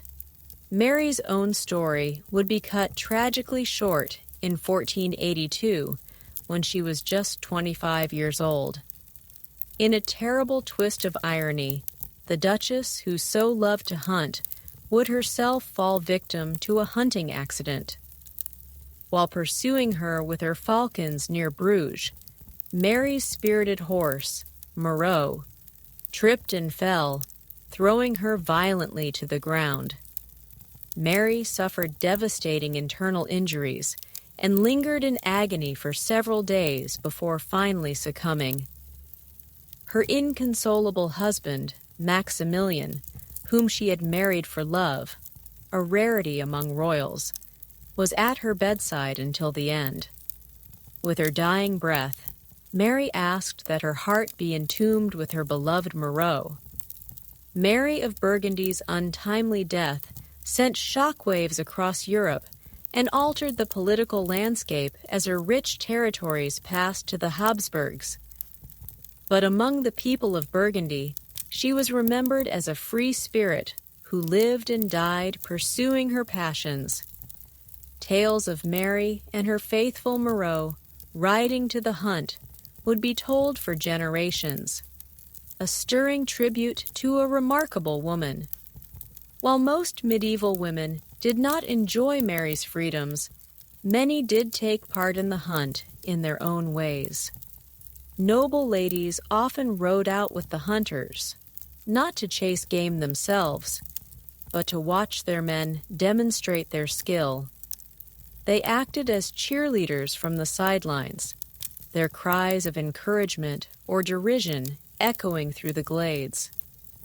Some high-born women kept their own hawks and even trained them, although on a much smaller scale than Mary's grand establishments. These pampered birds served more as living accessories than fierce hunters. A noble woman might carry her little Merlin on a velvet cushion or perch it decoratively on her wrist as she processed through the garden. Its jesses and hood color-coordinated with her gown. Even the clergy got in on the hawking craze to the consternation of many. Bishops and abbots were some of the most ardent hunters, often neglecting their spiritual duties to spend hours in the field. Some even brought their birds to church, perching them behind the altar during Mass. One can only imagine the chaos that must have ensued when an agitated hawk decided to take flight in the middle of the service. For the lower classes, hunting was a more utilitarian affair, a way to supplement a meager diet with fresh game. Peasants might set snares for rabbits or hunt small birds with slingshots and nets, but they had to tread carefully. Severe penalties awaited any commoner caught poaching the king's deer. The unlucky few who ran afoul of the forest laws could expect to have their hands or ears cut off. So the next time you're enjoying a quiet walk in the woods, spare a thought for the colorful world of medieval hunting.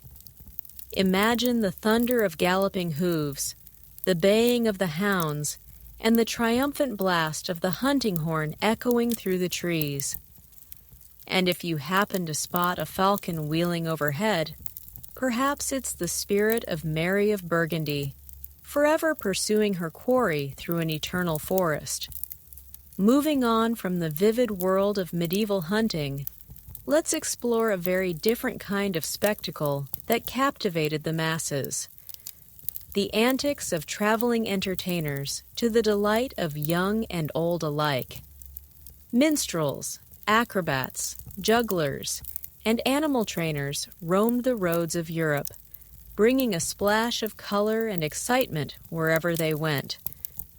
But of all these wandering performers, perhaps none left as indelible a mark on history as a young 12th century Londoner named Thomas Becket. The son of a prosperous merchant, Thomas was a bright, charming lad with a quick wit and a flair for showmanship. As a youth, he earned his keep as a talented harpist and singer. Picture, if you will, a gangly, dark-eyed boy in a patched green tunic, his harp slung over his back as he wanders the muddy lanes of medieval London. With an impish grin, he sets up on a street corner and begins to play. His long, agile fingers dancing nimbly over the strings.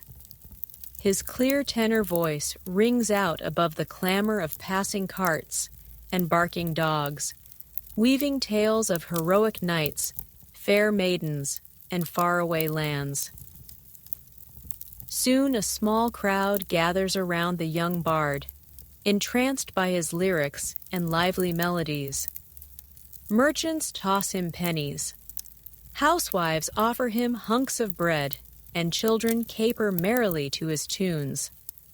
For a few enchanted moments, the drudgery of their lives is forgotten, replaced by the magic of Thomas's music. Word of the boy's talent eventually reached the ears of Theobald, the powerful Archbishop of Canterbury. Impressed by Thomas's quick mind and courtly graces, Theobald took the young man under his wing, sending him off to study law and diplomacy at the universities of Paris and Bologna. Here, fate took an unexpected turn. Thomas's wit, intelligence, and charm won him the favor of the new king, Henry II.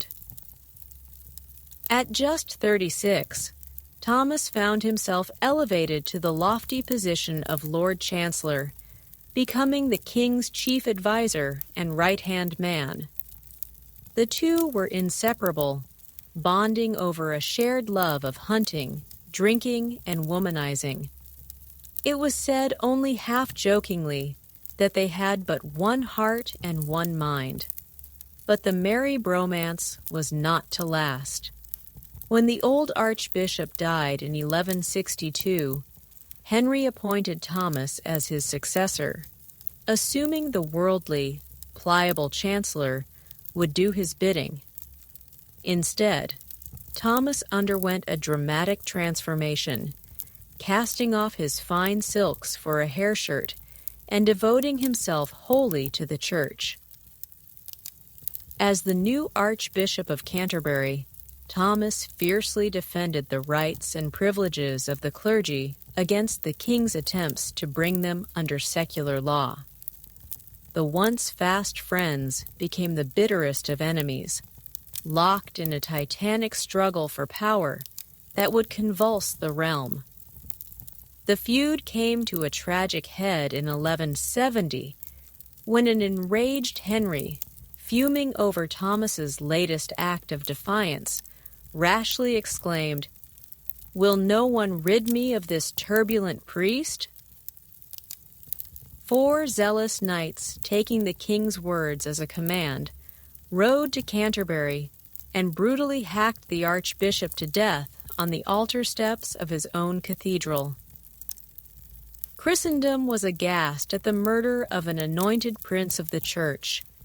Thomas was swiftly canonized as a martyr, and his shrine at Canterbury became a major pilgrimage site. Immortalized by Chaucer in the Canterbury Tales, the penitent Henry was forced to do public penance, walking barefoot to the tomb and submitting to a symbolic scourging by the monks. And so Thomas Becket, the merchant's son who began his journey as a common entertainer, ended it as a saint and a symbol of the eternal tug-of-war between church and state. It's a breathtaking arc, the stuff of legends, and a testament to the fluidity of medieval society, where a man's wit and determination could propel him to the highest echelons of power. But for every shooting star like Becket, there were hundreds of nameless, forgotten minstrels eking out a precarious living on the roads of Europe. They were the medieval equivalent of starving artists, their lutes and fiddles in pawn, their next meal dependent on the generosity of strangers. Like modern buskers, they might sing for their supper outside a busy inn, or perform tricks in a marketplace, hoping to fill their hat with a few coins. If they were lucky, they might secure a position with a noble household, providing musical accompaniment for feasts and entertainments. But such gigs were not easy to come by. As the 15th century writer Robert Henryson lamented, "The life of a court minstrel is a tough one. To earn your keep, you must forever hold your tongue and play the perfect servant." Those who couldn't catch a patron's eye faced a wearying life of constant travel, their feet blistered from miles of trudging down dusty roads. They were at the mercy of the weather and the fickle whims of audiences.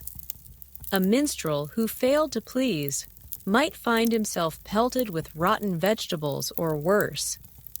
Some faced stiff competition from more exotic entertainers, like acrobats and animal trainers.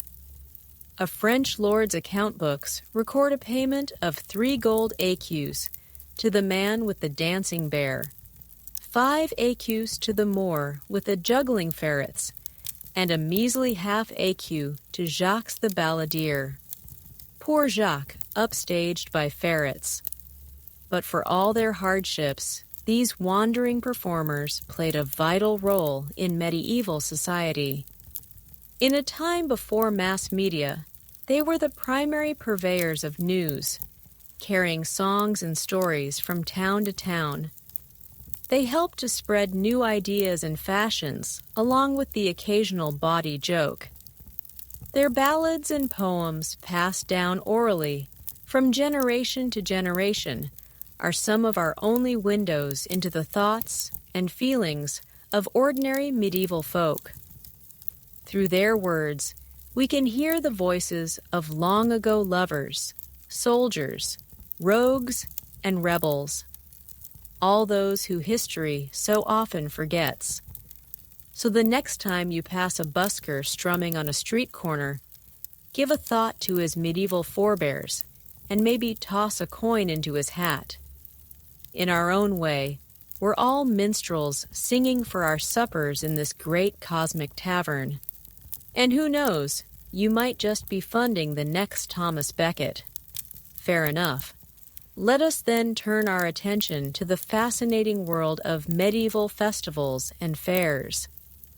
These boisterous celebrations offered the common folk a much-needed respite from the daily grind, a chance to cut loose and indulge in revelry, if only for a fleeting few days.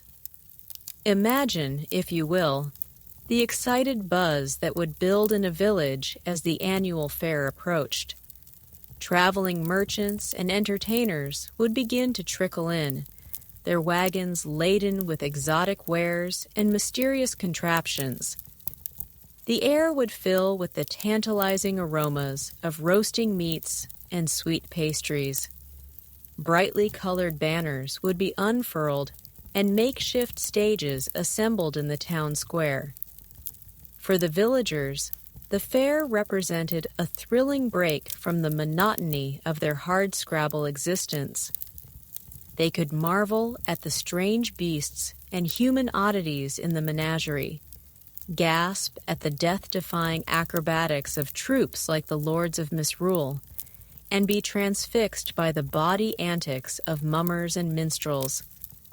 If they were feeling flush with coin, they might try their luck at games of chance, or indulge in a rare treat like a sugary dessert or a sip of spiced wine. But beyond the spectacle and indulgence, fairs also played a crucial role in the medieval economy.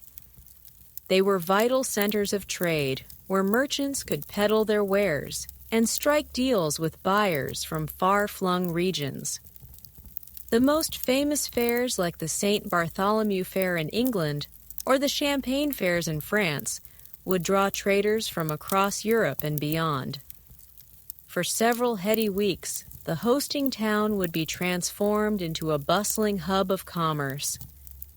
Beneath a sea of colorful tents, you would find everything from fine Flemish cloth to Baltic amber, Damascus steel blades to intricate astrolabes. Deals would be hashed out, partnerships forged, and fortunes made and lost on the roll of a dice or the signing of a contract. But perhaps no medieval fair was as renowned for its unabashed merrymaking as the carnival celebrations hosted by the Dukes of Burgundy in the 15th century. These hedonistic affairs were the stuff of legend, towering banquet tables groaning under the weight of sumptuous feasts, fountains of wine, and riotous costumed balls that lasted until dawn. At the center of these revels was Philip the Good, the Duke of Burgundy himself. A lover of luxury and spectacle, Philip would spare no expense in putting on the most extravagant festivities in all of Christendom. One infamous banquet in 1454, known as the Feast of the Pheasant, was held to drum up support for a new crusade against the Ottomans. The great hall was decked out like a fantastical pleasure garden with gilded trees, artificial fountains, and an array of marvelous inventions like a mechanical pie filled with live birds. At the climax of the feast, an enormous pastry ship was wheeled out, and a giantess costumed as the Holy Church stepped out to beseech the gathered nobles to pledge themselves to the cause. Swept up in the pageantry and passion of the moment, Duke Philip made a grandiose vow to take up the cross and lead an army to reclaim Constantinople from the infidel. Alas, like so many crusading oaths, it was a promise that would never be fulfilled. Philip, despite his earnest piety, was forever entangled in the intrigues and rivalries of medieval realpolitik. But for that one shining evening, anything seemed possible. Saracens vanquished, the glories of a new Christian empire rising in the east. Such is the magic and power of medieval festivals in the popular imagination, both then and now. They offered a tantalizing escape from the often grim realities of life in those times, a chance to dream of brighter tomorrows. Even royalty would partake in the Fools' revelry from time to time. During the Feast of Fools held each January, a mock bishop would be elected from among the young clergy, donning ecclesiastical robes and presiding over a topsy-turvy mass filled with bawdy songs and general mischief. For a few anarchic days, the normal social order was gleefully upended. In England, a similar tradition saw a lord of misrule chosen to orchestrate Christmas mayhem in noble households. This merry prankster was given free rein to cause good-natured chaos, leading the servants in rambunctious songs, slapstick skits, and drunken dancing. Even the esteemed King Henry VIII was known to caper and carouse incognito at festivals during his younger years. Perhaps there is something eternally appealing about these temporary flights from the everyday. These socially sanctioned pressure valves, they speak to a fundamental human need to occasionally cast off the shackles of propriety and lose oneself in a bit of carefree merrymaking. From the rambunctious carnivals of medieval Europe to the wild Mardi Gras celebrations of today, we still delight in these festive detours from the daily grind. But alas, all good revels must come to an end. And so too must our whimsical journey through the annals of medieval entertainments draw to a close. As we bid farewell to the jousting knights and carousing jesters, the mischievous mummers and marvelous minstrels, let us tip our hats to the enduring ingenuity of the human spirit. For even in the face of tremendous hardship and strife, our medieval forebears found endlessly inventive ways to enliven their days with fun and folly. May we all strive to bring a bit more of their playful resourcefulness into our modern lives, to fill our days with life-affirming laughter and wonder at every opportunity.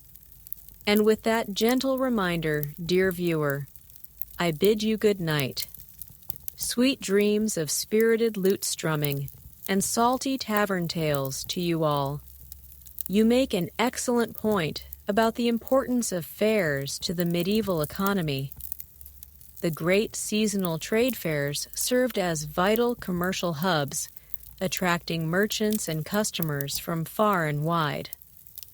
These vibrant gatherings were not only crucial for conducting business, but also provided rare opportunities for people to socialize, be entertained, and experience a bustling atmosphere so different from the usual pace of medieval life. One of the largest and most famous of these events was the Stourbridge Fair, held annually near the town of Cambridge, England. Originating way back in the early 1200s as a local gathering for farmers and tradesmen, the fair steadily grew over the centuries in both size and significance. By the late Middle Ages, merchants came from all over England and even from continental Europe to attend the Stourbridge Fair. For nearly a month, from late August to late September, the normally quiet meadows outside Cambridge transformed into a vast tented city, alive with commerce and revelry. A Spanish visitor to the fair in the 1400s marveled at the endless rows of stalls selling all manner of goods, fine textiles, precious spices, handcrafted wares, barrels of wine and ale. It was like the entire world of trade condensed into a single time and place. Just imagine the sights and sounds of this sprawling fair at its peak. Everywhere, merchants and vendors would be calling out their wares, enticing passers-by. Silks and satins, velvets and lace, the finest fabrics from Italy and the East. Spices from distant lands, cinnamon, pepper, cloves fit for a king's table. Mead as golden as the sun, ale as dark as night, wines to lift the spirit. Mingling with the shouts of sellers was the clamor of countless voices, haggling over prices in a dozen languages and accents. The pungent scent of exotic spices mixed with the earthy smells of livestock, hay, and wood smoke from the food stalls. Minstrels and acrobats wove through the throngs, adding flashes of color and music to the bustling scene. The fair was also famous for its many entertainments. Troupes of actors staged mystery plays, religious dramas depicting biblical stories. Puppeteers, jugglers, and acrobats performed to the delight of children and adults alike. And of course, there was the rambunctious temporary district of taverns, alehouses, and gaming dens that catered to the fair's visitors. But the Stourbridge Fair was more than just a giant party. It played a vital economic role. For many merchants and tradesmen, the money they made at this fair could sustain them for the rest of the year. The universities of Oxford and Cambridge relied on the Stourbridge Fair as a major source for the year's supplies, and the tax revenues collected at the fair swelled the king's coffers as well. Unfortunately, like many aspects of medieval life, attending a major fair could also be hazardous. Outbreaks of disease sometimes spread rapidly in the crowded conditions. Fires posed a constant danger in the close-packed temporary stall cities, and the large concentrations of wealth inevitably drew thieves and scammers. To help keep order and settle disputes, a special court known as the Court of Piepowders was set up at most large fairs.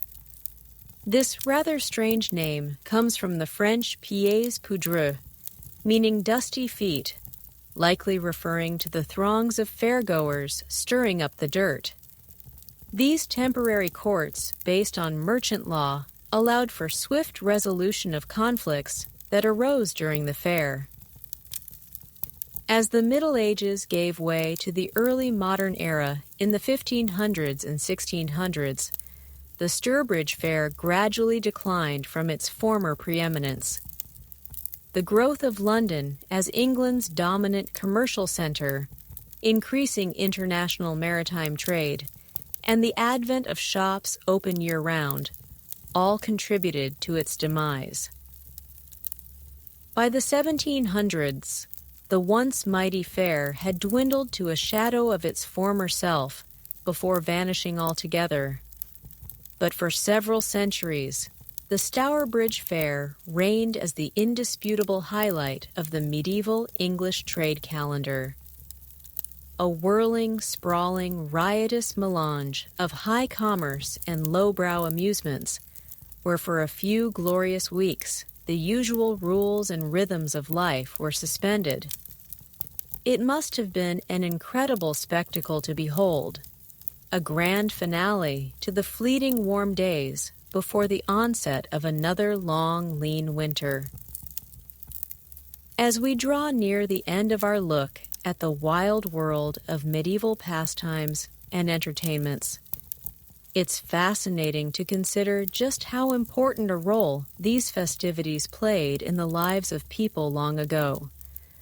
From spirited jousts to dizzying trade fairs, they offered not just diversion, but real meaning and much-needed breaks from the unrelenting labor and hardships that most endured. In a time before mass communication and easy travel, events like tournaments and festivals were cherished chances to come together as a community to experience something new and exciting. The pageantry of a joust, the sensory overload of a fair, the body antics of a jester, these joys were all the sweeter for their rarity. Of course, as with many aspects of history, we have to be careful not to over-romanticize the past. For the vast majority of people, leisure time was a luxury and daily survival a constant struggle. Many of the entertainments we've discussed were largely the preserve of the wealthy and privileged, and even the fun could be rough. Injuries and deaths were common at tournaments, and drunken brawls a regular occurrence at fairs. But that makes the resilience and ingenuity of medieval people all the more remarkable. In a world so full of obstacles and adversity, they still found ways to come together and celebrate, to infuse their difficult lives with color and excitement. Just like people in every place and period of history, they showed that indomitable human urge to make meaning and seek joy, even in the unlikeliest of circumstances. So, while it's easy to dismiss the Middle Ages as a backward, barbaric time, the truth is always more complex. The more we learn about the beliefs, struggles, and daily experiences of medieval people, the more we may recognize some of our own hopes and fears reflected back at us. At the end of the day, across the vast gulf of centuries, they were not so different from us. Just humans doing their best with the lot they were given, finding what joy and meaning they could along the way. And if our modern world, with all its wonders and conveniences, should ever feel too frenetic or frayed, perhaps we could learn a thing or two from our medieval ancestors about the simple pleasures of a bawdy story well told, or a lively tune played on a humble lute under an open sky. But for now, the sights and sounds of our imaginary Stourbridge Fair begin to gently recede as weariness draws its soft cloak about us. The bright banners and tents fade into twilight shadows. The shouts and laughter of the fairgoers muffled to a distant murmur. Rest now, weary time traveler, and may your dreams be filled with the vivid colors and merry melodies of a world long past, but never truly lost. Good night. The nobility also enjoyed lavish feasts and banquets, which were a chance to showcase their wealth, power, and sophisticated tastes. The great halls of castles and manors would be decked out with embroidered tapestries, gleaming candelabras, and long tables covered in white linen. The guests, dressed in their finest attire, would be seated according to their rank with the host and most important personages at the high table. The kitchens would be a hive of activity with dozens of cooks, scullions, and servers preparing a dizzying array of dishes. A typical feast might start with a first course of soups, stews, and savory tarts, followed by a main course of roasted meats like venison, wild boar, swan, and peacock, often presented in elaborate displays with their feathers reattached. Alongside the meats, there would be a variety of side dishes, including freshwater fish, eels, lobster, oysters, salads, and a plethora of vegetables like peas, asparagus, and artichokes. The finest delicacies were flavored with exotic and expensive spices like saffron, ginger, cloves, and nutmeg, which were imported from distant lands at great cost. Diners would eat off of trenchers, which were flat rounds of stale bread that served as an edible plate. They would use their personal knife to spear food from the common serving dishes, and their fingers to convey it to their mouth. Forks were not in common use yet. Between courses, the trenchers would be given as alms to the poor. Wine, ale, and mead flowed freely from ornate goblets and drinking horns. A royal feast could feature up to 7 courses and last for many hours, often with musicians, jesters, and other entertainments between the courses. It was considered the height of refinement and courtesy for a lord to offer a particularly choice morsel of food to an honored guest with his own knife. One of the most lavish and legendary feasts of the medieval period was the Feast of the Pheasant, hosted by Philip the Good, Duke of Burgundy, in 1454. The occasion was Philip's declaration of his intent to go on a crusade against the Ottomans, who had recently captured Constantinople. The banquet featured a series of elaborate entremets, or sculpted foods, that served as table decorations and conveyed allegorical messages.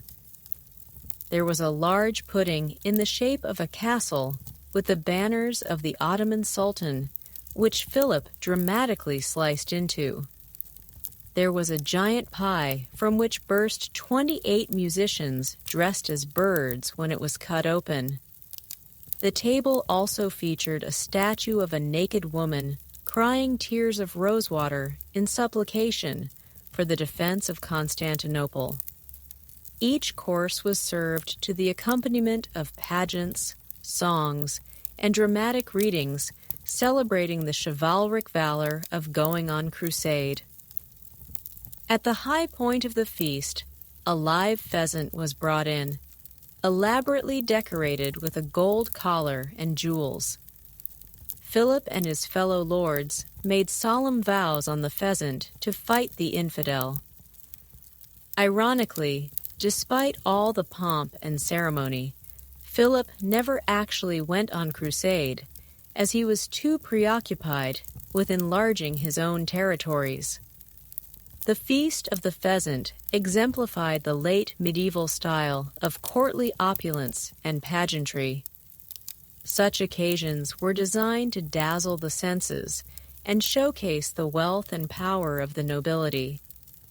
They were also highly symbolic, with each decorative element and figure conveying a story or moral lesson. The birds bursting out of pies represented the souls being freed from the torments of purgatory. The woman weeping rosewater tears embodied the anguish of Christians suffering under Ottoman rule. Despite their extravagance, medieval banquets could also be quite unhygienic affairs by modern standards. The rush floors of the great halls were often littered with bones, spilled food and drink, and even dog droppings from the lord's hunting hounds lounging under the tables. The elaborate displays of dressed-up animals like peacocks with all their plumage would be left out for hours, becoming a breeding ground for bacteria. And the communal washing of hands in shared basins of water before and after the meal did little to prevent the spread of disease. Amidst all the excess and grandeur of noble feasts, one quiet revolutionary was laying the foundations of modern French cuisine. Guillaume Tirel, better known as Taillevent, served as master chef to no less than 3 French kings: Philip VI, Charles V, and Charles VI between 1326 to 1395. Taillevent's reputation was such that he was placed in charge of organizing the coronation feast of Charles V in 1364, which featured a staggering array of 66 dishes divided into 3 courses. Taillevent is most famous for writing one of the earliest medieval cookbooks, called Le Viandier, which contained 230 recipes, ranging from simple dishes like omelets and vegetable soups to complex preparations of venison, boar, and other game meats. Taillevent emphasized the importance of fresh ingredients, careful seasoning, and attractive presentation. He also began to codify the elaborate rituals and protocols of formal dining, such as the progression of courses, the pairing of dishes with sauces, and the art of carving meats. Some of Taillevent's recipes seem strange and unappealing to modern tastes, such as the garbage, which was a stew made from the entrails and offal of various animals. Another dish was mominy, which was a sweet and savory porridge of wheat, almonds, rice, cinnamon, saffron, and sugar, often dyed a vivid green color with parsley juice. The most infamous was cockatrice, a Frankenstein-esque creation made by stitching together the upper half of a capon with the bottom half of a piglet and coating it in egg yolk and saffron before roasting. However, many of Taillevent's other recipes and techniques were well ahead of their time and laid the groundwork for the development of haute cuisine. He was one of the first chefs to recommend using butter and heavy cream to enrich and thicken sauces. He developed a precursor to the roux, the foundational mixture of butter and flour used to make sauces like béchamel and velouté. Taillevent's blancmange, an almond-flavored chicken stew thickened with rice flour, anticipated the more refined blancmanges of the 17th and 18th centuries made with milk and sugar. He pioneered new pâtés, terrinis, and the use of the pastry crust as a decorative container for savory fillings like meat and cheese. In a sense, Taillevent was one of the world's first celebrity chefs, renowned for his artistry and skill, and setting the standard for generations of cooks to come after him. Even outside of royal courts and noble manors, the rising middle class of medieval towns and cities enjoyed good food and conviviality at taverns and inns. A typical tavern meal might include a savory pottage or stew, bread, pickled vegetables, and simple roasted meats or fish, all washed down with plenty of ale or cider. Taverns were also social hubs where people would gather to exchange news, sing songs, and play various games. Dice games were especially popular, including early versions of craps and hazard. Other common games included nine men's Morris, fox and geese, tables, an early form of backgammon, and chess. Chess was considered the most intellectually challenging and prestigious of the medieval games, the so-called Game of Kings. It was a favorite pastime of nobles, scholars, and clergy who would often engage in matches for high-stakes wagers. The Lewis chessmen are perhaps the most famous surviving medieval chess pieces discovered on the Isle of Lewis off the coast of Scotland in 1831. The hoard contained 93 game pieces in total, including kings, queens, bishops, knights, and pawns intricately carved from walrus ivory and whales's teeth in the elaborate Romanesque style of the 12th century. Most of the pieces are housed in the British Museum, with a few held at the National Museum of Scotland. The Lewis chessmen capture the vibrant and imaginative spirit of medieval craftsmen. The kings sit slouched on their thrones, wearing dour expressions and holding their swords across their laps. The knights are mounted on small ponies, their eyes bulging with fierce concentration. The rooks or warders are depicted as wild-eyed berserker warriors, biting the tops of their shields in battle frenzy.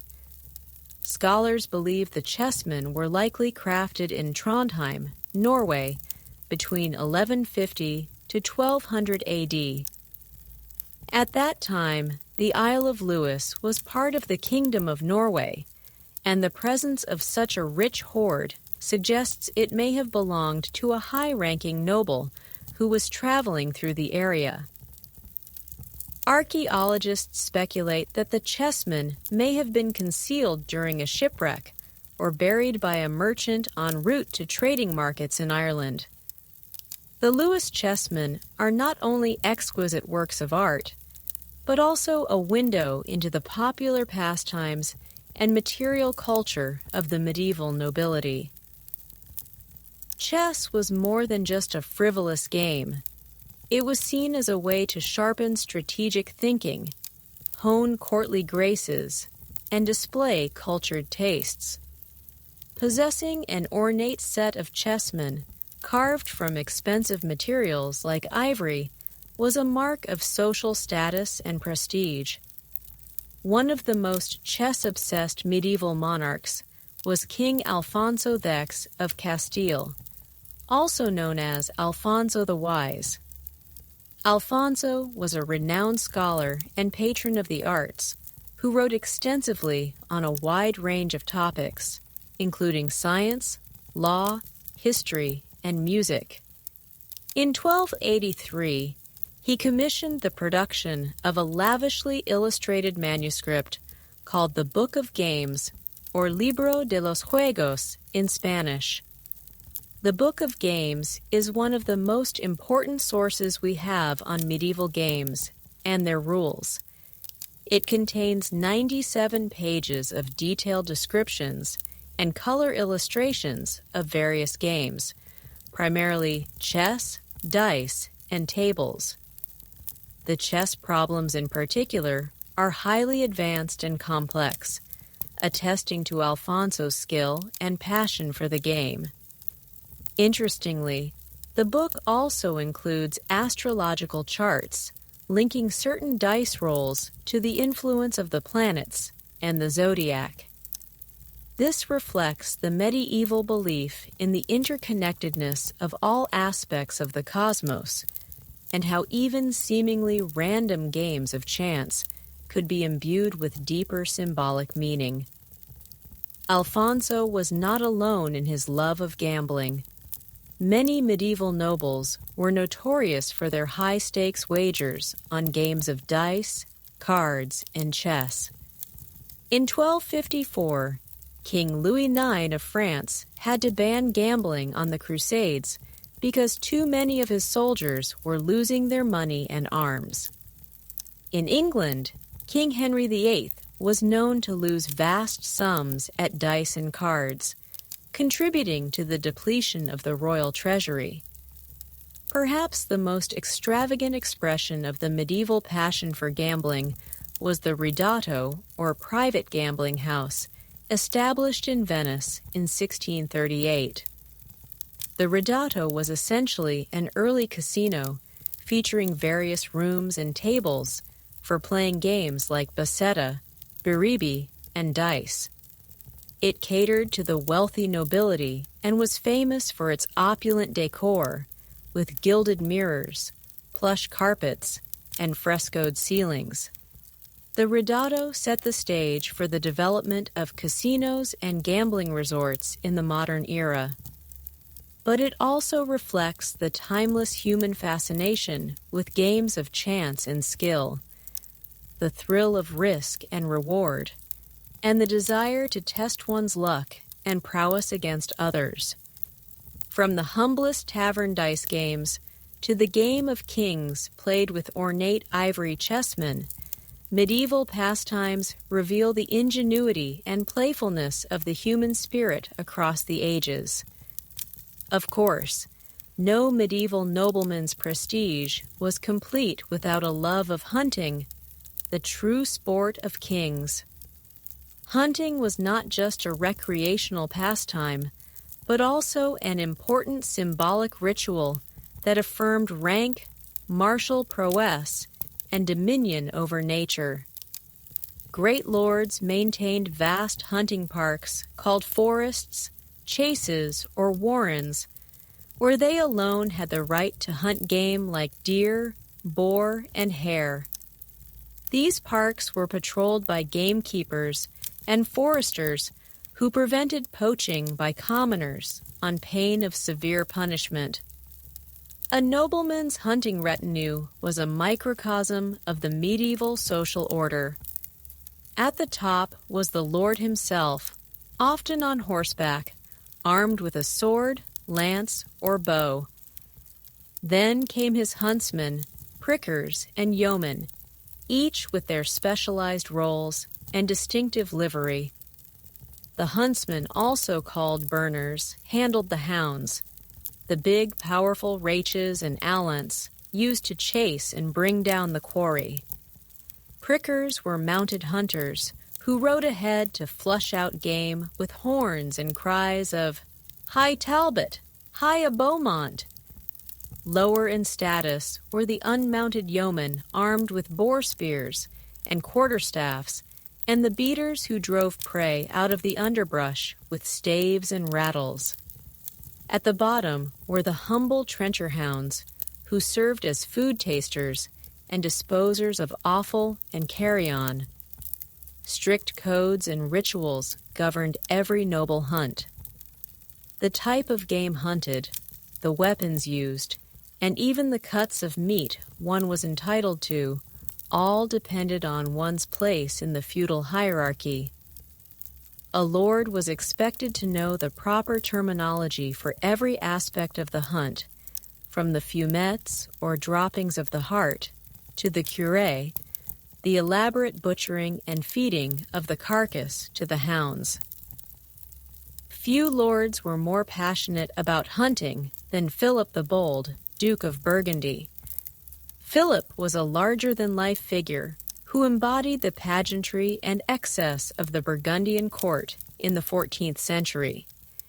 He inherited one of the largest and richest duchies in Europe, encompassing not just Burgundy, but also Flanders, Brabant, and Holland. Philip used his vast wealth to indulge his love of fine art, music, tournaments, and above all, the thrill of the chase. Philip's court was renowned for its opulence and spectacle, with lavish banquets, masques, and entertainments.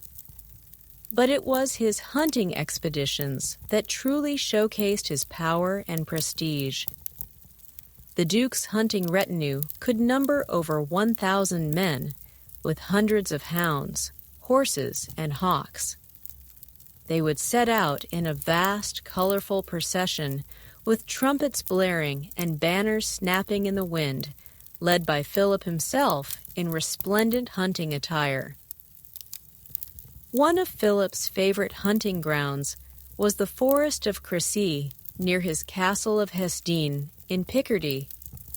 There, in 1387, Philip hosted a legendary hunting party for his brother King Charles VI of France and his uncles the Dukes of Berry and Bourbon. The forest was stocked with a staggering array of game, including deer, boar, wolves, foxes, hares, and birds. The hunters rode out at dawn, divided into 4 parties, each led by one of the royal dukes. Philip, as the host, had the privilege of leading the first chase. According to the chronicler Jean Froissart, The Duke's hounds quickly flushed out a hart of 10, a magnificent stag which led them on a wild chase through the forest. The hart finally sought refuge in a small pond where it was surrounded by the baying hounds. But rather than let the hounds make the kill, Philip dismounted and approached the stag on foot, lance in hand.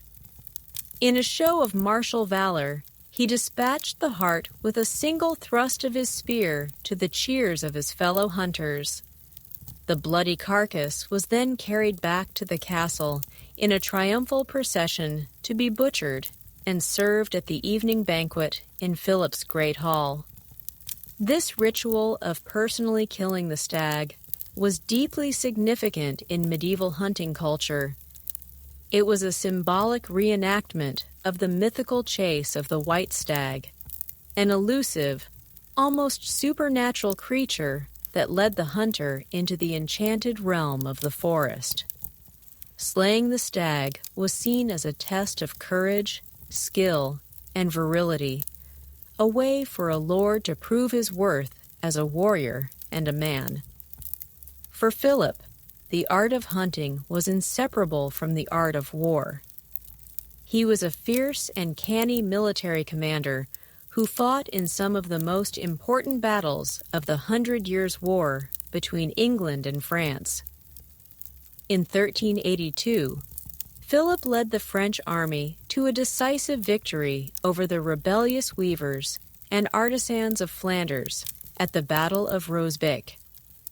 He was also a key player in the complex web of negotiations, marriages, and treaties that shaped the political landscape of late medieval Europe. But perhaps Philip's greatest legacy was his role in transforming Burgundy into a cultural and artistic powerhouse that rivaled the great city-states of Italy. He patronized some of the most celebrated Flemish artists of the day, including the sculptor Klaus Sluiter and the painter Melchior Bruderlum.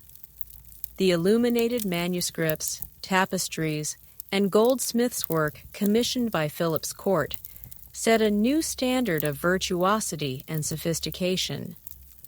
This opulence reached its apex in Philip's grandson, Philip the Good, and his legendary feast of the pheasant, which we described earlier. But Philip the Bold set the stage for Burgundy's cultural ascendancy through his savvy blend of martial prowess, political cunning, and artistic patronage. The rituals of the hunt were an essential part of this package, projecting an image of noble power and prestige that dazzled contemporaries and echoed through the ages. Of course, hunting was not just the preserve of great dukes and kings. Let's continue our foray into the wild world of medieval leisure and pleasure. But before we get too carried away, I must caution that the nobility tended to have all the fun, while life was no carnival for the toiling peasants. You see, 90% of the population were serfs, virtual slaves bound to the land, breaking their backs to grow food for the other 10%, those lucky, plucky nobles. Even so, the commoners found time between back-breaking labor for a few simple amusements of their own. I suppose you could say they were experts at making their own fun. Imagine yourself a humble medieval peasant. If you weren't busy tilling the fields, slopping the hogs, or darning your only ragged tunic, you might steal a few precious moments to play Nine Men's Morris, a deceptively simple yet absorbing board game played with pebbles and sticks. No fancy-dancy PlayStation 5 required, just a slab of wood and a pocket full of rocks. Chess was another favorite, and archaeological evidence shows it crossed all social classes. From haughty lords to lowly serfs, everyone loved a good game of chess. But the most magnificent chess set of the Middle Ages has to be the Lewis chessman. discovered by a farmer on the remote Isle of Lewis off the coast of Scotland in 1831. Carved from walrus ivory and whale teeth in the 12th century, these expressive little kings, queens, bishops, and knights are a marvel to behold. Just who owned this exquisite set remains a tantalizing mystery lost to time. Some speculate a merchant was carrying them to a lucrative sale when his ship foundered near Lewis. Imagine the look on his face as his precious cargo plummeted to the bottom of the sea. But they were not doomed to a watery grave forever. Only about 700 years or so before being miraculously resurrected. But I digress. So back to our poor, beleaguered peasants. They couldn't afford walrus tusk chessmen, but that didn't stop them from having a jolly good time rolling the dice. In fact, gambling was a favorite pastime of all classes. So much so that one irate 13th century preacher railed against the damnable art of dice play, fearing it would corrupt the youth into sloth and depravity. But no matter how the preacher prattled on, dicing was devilishly popular. Chaucer's Canterbury Tales are chock full of gambling references. Those merry pilgrims just couldn't wait to get to the next inn to try their luck at hazard, or put their pennies on a pair of sixes. Even kings and bishops would lay a wager or two on the toss of the knucklebones, the forerunner of dice made from actual animal knuckles. But gambling wasn't just a harmless hobby. It could be downright dangerous in the Middle Ages. In 1190, the King of France and the King of England got into a row over a particularly heated dice game and nearly came to blows. Talk about royal temper tantrums. One can only imagine the poor quaking page who had to break up that spat. But it seems the French never learned their lesson. A few centuries later, King Henry IV of France once lost an entire district of Paris in a single roll of the dice. Now that's what I call high-stakes gambling. Indeed, such wagers could have far-reaching consequences. According to medieval chroniclers, the region of Mortagne in Normandy got its name from a very unlucky throw of the dice. The story goes that William of Normandy lost the county to his brother Robert during a game and exclaimed in French, "Mau ten," meaning badly held. Whether a tall tale or true story, it certainly proves that when it came to dicing, the stakes didn't get much higher than a chunk of the duchy. But for those wishing to avoid flashing daggers over the hazard table, a friendly game of tables was just the ticket. An ancestor of our modern backgammon, this ancient game was hugely popular across medieval Europe, from London to Constantinople. The Book of Games, commissioned by King Alfonso X of Castile, depicts bejeweled nobles and turbaned Moors, hunched in studious concentration over their boards. One can almost hear the satisfying rattle of the dice and click-clack of the pieces. Curiously, many surviving sets have a lopsided number of counters, perhaps to give a skilled player a winning edge over a well-heeled but half-witted opponent. But you may be wondering, with all this talk of gambling, where did medieval folk go to get their game on? Why, the local tavern, of course. These dingy, smoky dens served up hearty helpings of ale, gossip, and gaming galore. Forget the jousts and tournaments. This is where the real action happened. Imagine a cramped, dimly lit room packed with boisterous patrons. A virtual rogues gallery of cut purses, sailors, apprentices, and wayward clerics, their faces flickering in the light of guttering tallow candles. In one corner, a grizzled man-at-arms rolls his remaining dice with a trembling hand, the last of his wages riding on this final toss. In another, a group of rascally students cluster over a game of fox and geese, their whoops of triumph and howls of despair punctuating the merry din. The harried tavern keeper scurries to and fro with foaming flagons of ale, pausing only to cuff the ears of a stable boy filching hazelnuts from a bowl.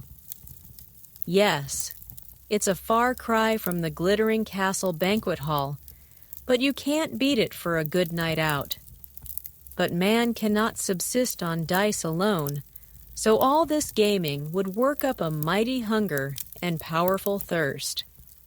No worries, though, for the average tavern offered a lip-smacking array of hearty fare to keep those gamblers going.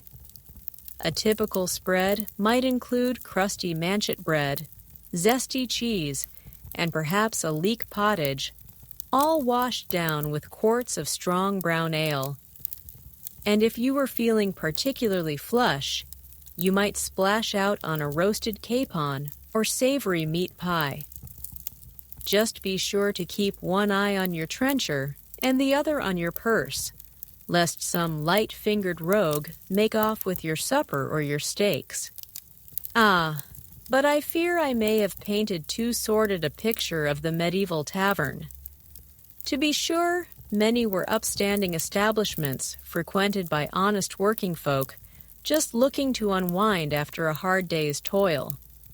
Why, even the most respectable craftsmen would gather to hoist a pint, swap tales, and yes, enjoy a friendly game or three. The tanner might try his hand against the cooper, the girdler against the glover, their good-natured ribbing and occasional oaths echoing into the wee hours. But gaming wasn't the only entertainment on offer at your local medieval watering hole.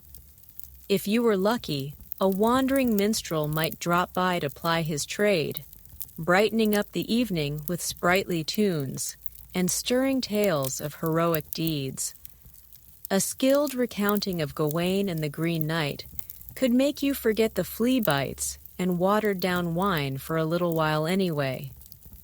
Other nights, you might be treated to the antics of a jester or a troupe of tumblers, their daring acrobatics and ribald japes, coaxing chuckles and cheers from even the most dour-faced patrons. Of course, such diversions were not without risk. One false move and an ambitious acrobat could wind up face first in a patron's pottage. I imagine more than one vacationing pope or lofty lord found himself wearing his soup after a juggling feat gone awry. But no form of medieval tavern entertainment could top the spectacle of the dancing bear. That's right. For a few coins, you could watch a shaggy, hulking beast lumber and sway to the mournful strains of a hurdy-gurdy. Just how the bear felt about his part in the act remains a historical mystery, but one suspects even the promise of a sticky bun or two failed to erase the indignity of it all. Indeed, animal welfare was not exactly top priority in the Middle Ages, but tavern bears were downright domesticated compared to the ferocious creatures stalked by noble hunters in the wild woods beyond the castle walls. Oh yes, hunting was the sport of kings and princes long before polo ponies and cricket bats, and any self-respecting medieval monarch worth his salt kept a well-stocked hunting lodge or two. Imagine yourself a guest at one of these rustic yet luxurious retreats. After a night spent on goose-down mattresses and Flemish-laced sheets, you rise at dawn to join the royal hunting party. Outside, dozens of keen-nosed hounds strain at their leashes, their barks and bays shattering the misty morning calm. Liveried pages scurry to and fro, bearing gleaming hunting horns and tooled leather saddles. And what a resplendent sight are the nobles themselves in their fur-trimmed cloaks and rich velvet gowns. But don't be fooled by all the pomp and pageantry. This is no pony ride in the park. A medieval hunt was a hardcore, often dangerous affair.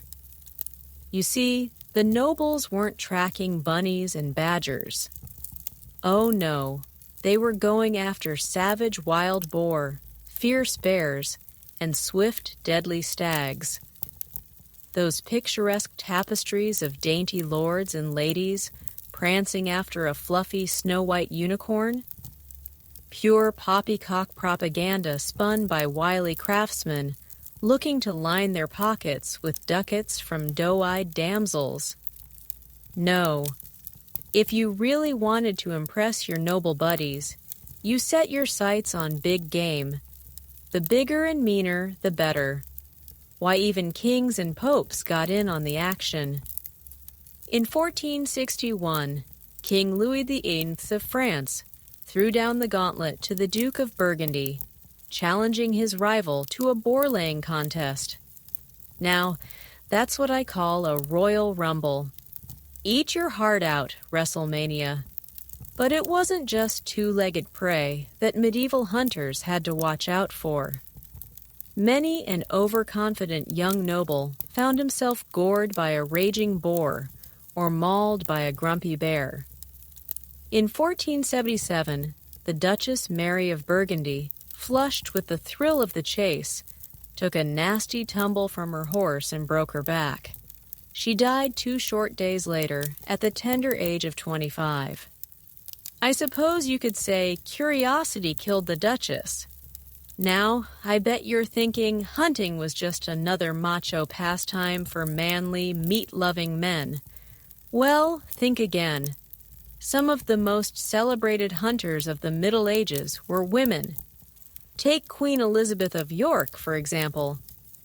This 15th century huntress was renowned for her skill with a crossbow and could shoot a stag through the eye at 200 paces. Now, that's what I call a dead eye. But no medieval huntress could top the exploits of Margaret of Anjou, the fearsome 15th century Queen of England. This indomitable lady was an avid hunter and formidable warrior, personally leading her troops into battle during the Wars of the Roses. It was said she could track a hart through a moonless night and once took down a charging boar with a single thrust of her spear. Forget Queen of Hearts. This was the Queen of Hunting. Of course, not everyone had the stomach for such blood-pumping exploits. For those who preferred their thrills without the spills, there was always the muse. No, I'm not talking about the sound a kitten makes, but rather the medieval version of a falconry center. Here, noble lords and ladies could experience the rush of the hunt from the comfort of a shady garden or castle terrace. Imagine whiling away a lazy afternoon, watching your favorite goshawk or peregrine falcon wheel and soar through the cloudless sky, then plummet like a thunderbolt upon some hapless hare or quail. Falconry was the Ferrari of the Middle Ages, flashy, expensive, and oh so thrilling. But like a high-performance sports car, a falconry bird required constant care and attention. A large royal muse might employ dozens of falconers, each tasked with training and tending to a particular bird. It was a delicate art requiring patience, skill, and nerves of steel. After all, one false move, and you could find yourself at the business end of a razor-sharp beak or set of talons. But for those who could afford it, falconry was the ultimate status symbol. Why, a prized gerfalcon from Greenland or Iceland could set you back the equivalent of a small castle. But it was money well spent. for a noble with a falcon perched on his fist was sure to turn heads at court. Why, even Shakespeare name-dropped the sport in his plays. A sure sign it was the talk of the town. But, as with so many medieval pastimes, falconry was not without its risks. In 1500, King Louis XIII of France was out hawking with his courtiers when his prized bird was attacked by a pair of eagles. In the ensuing aerial dogfight, the king was accidentally struck by a stray talon and blinded in one eye.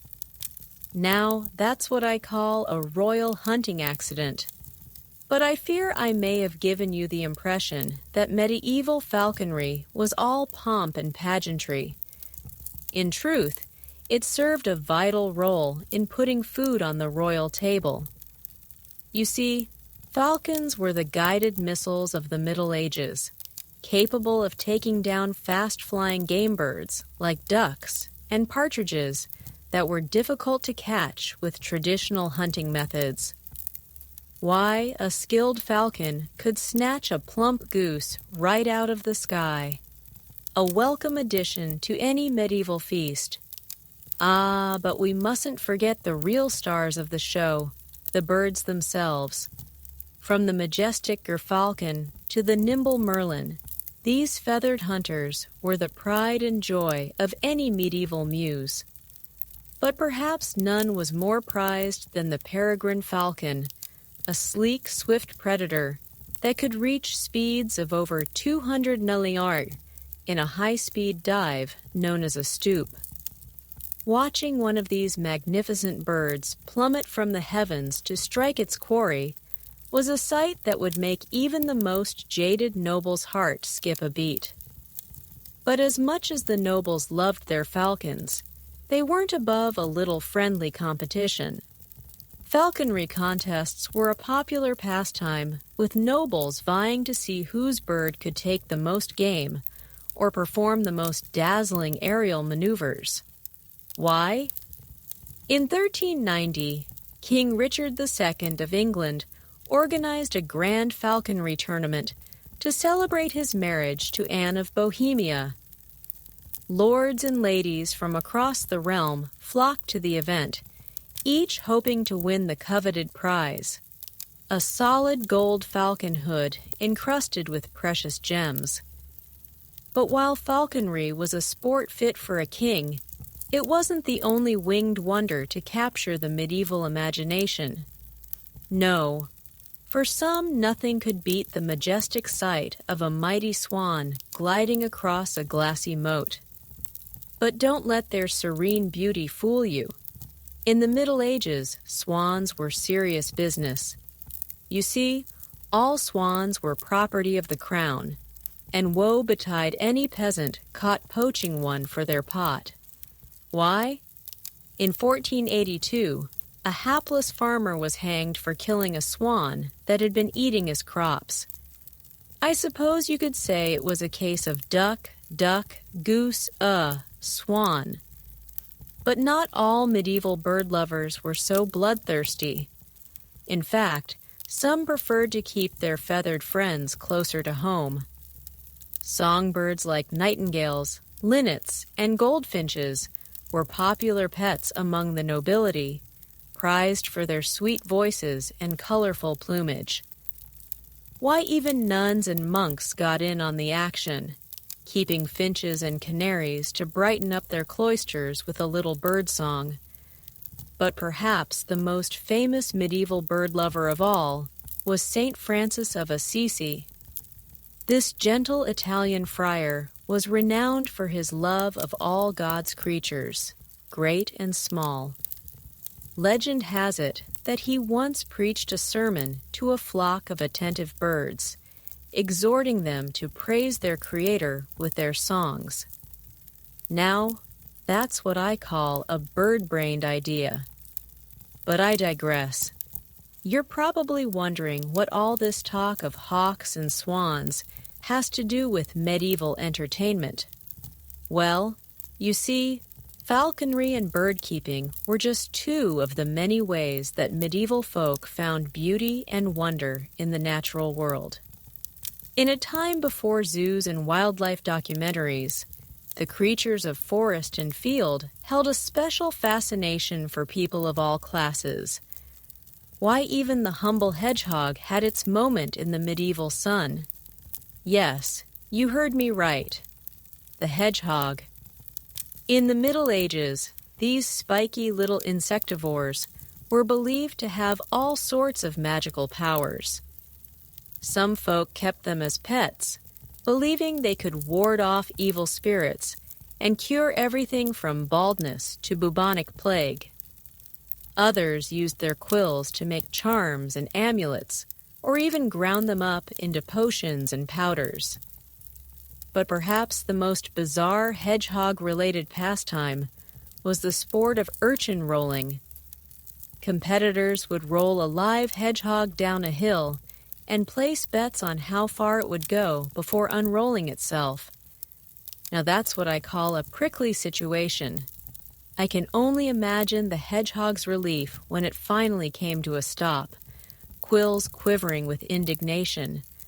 But lest you think the Middle Ages were all fun and games, let us not forget the grim realities of life. Through games of chance and skill, medieval people of all walks of life found ways to test their luck and stave off boredom. From the lowliest taverns to the halls of grand castles, the clatter of dice and chess pieces provided a lively soundtrack to medieval life. Perhaps the most famous gaming relics to survive from the Middle Ages are the Lewis chessmen. This intricately carved set of walrus ivory chess pieces was discovered on the Isle of Lewis off the coast of Scotland in 1831. 93 pieces from 4 distinct sets were found. Although who they belonged to remains a captivating mystery lost to time. The Lewis chessmen are believed to have been made in Trondheim, Norway, in the 12th century, based on their ornate Romanesque style.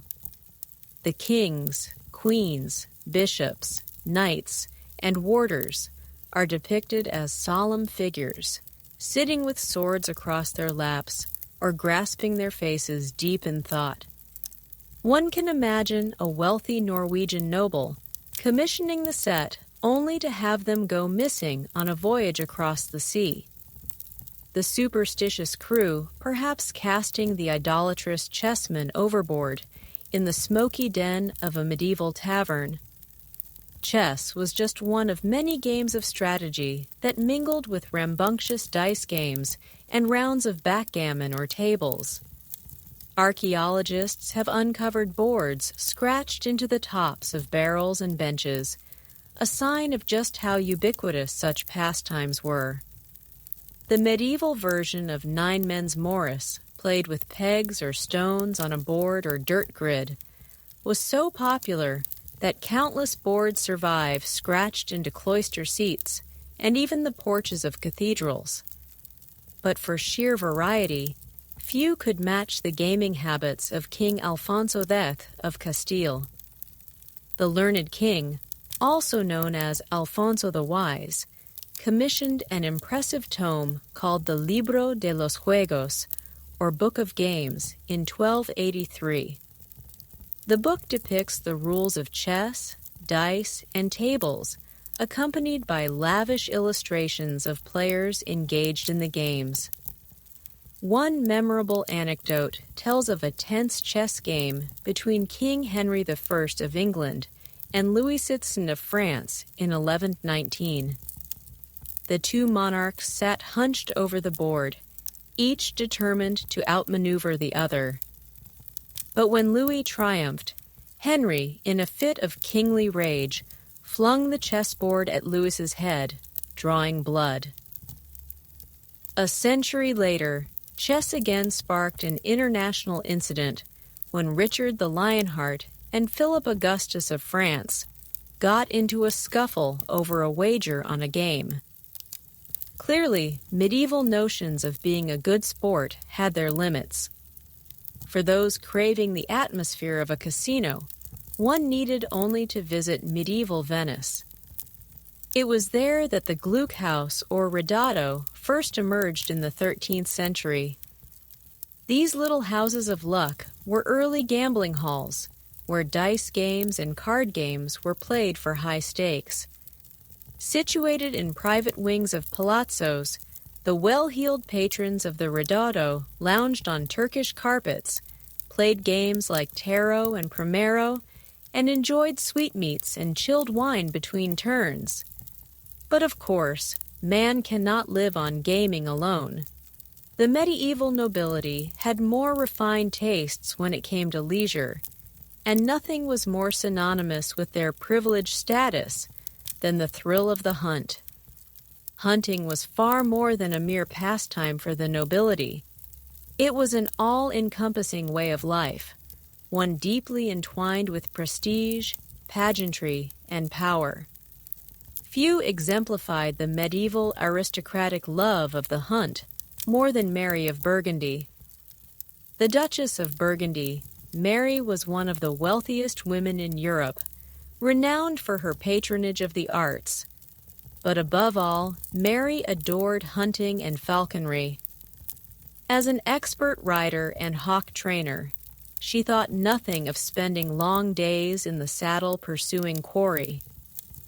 Tragically, Mary's life was cut short at the age of 25, when she insisted on riding out to hunt just weeks after a difficult childbirth.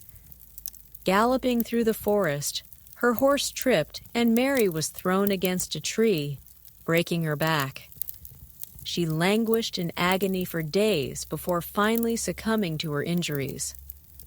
The whole of Burgundy mourned their vivacious, sports-loving duchess.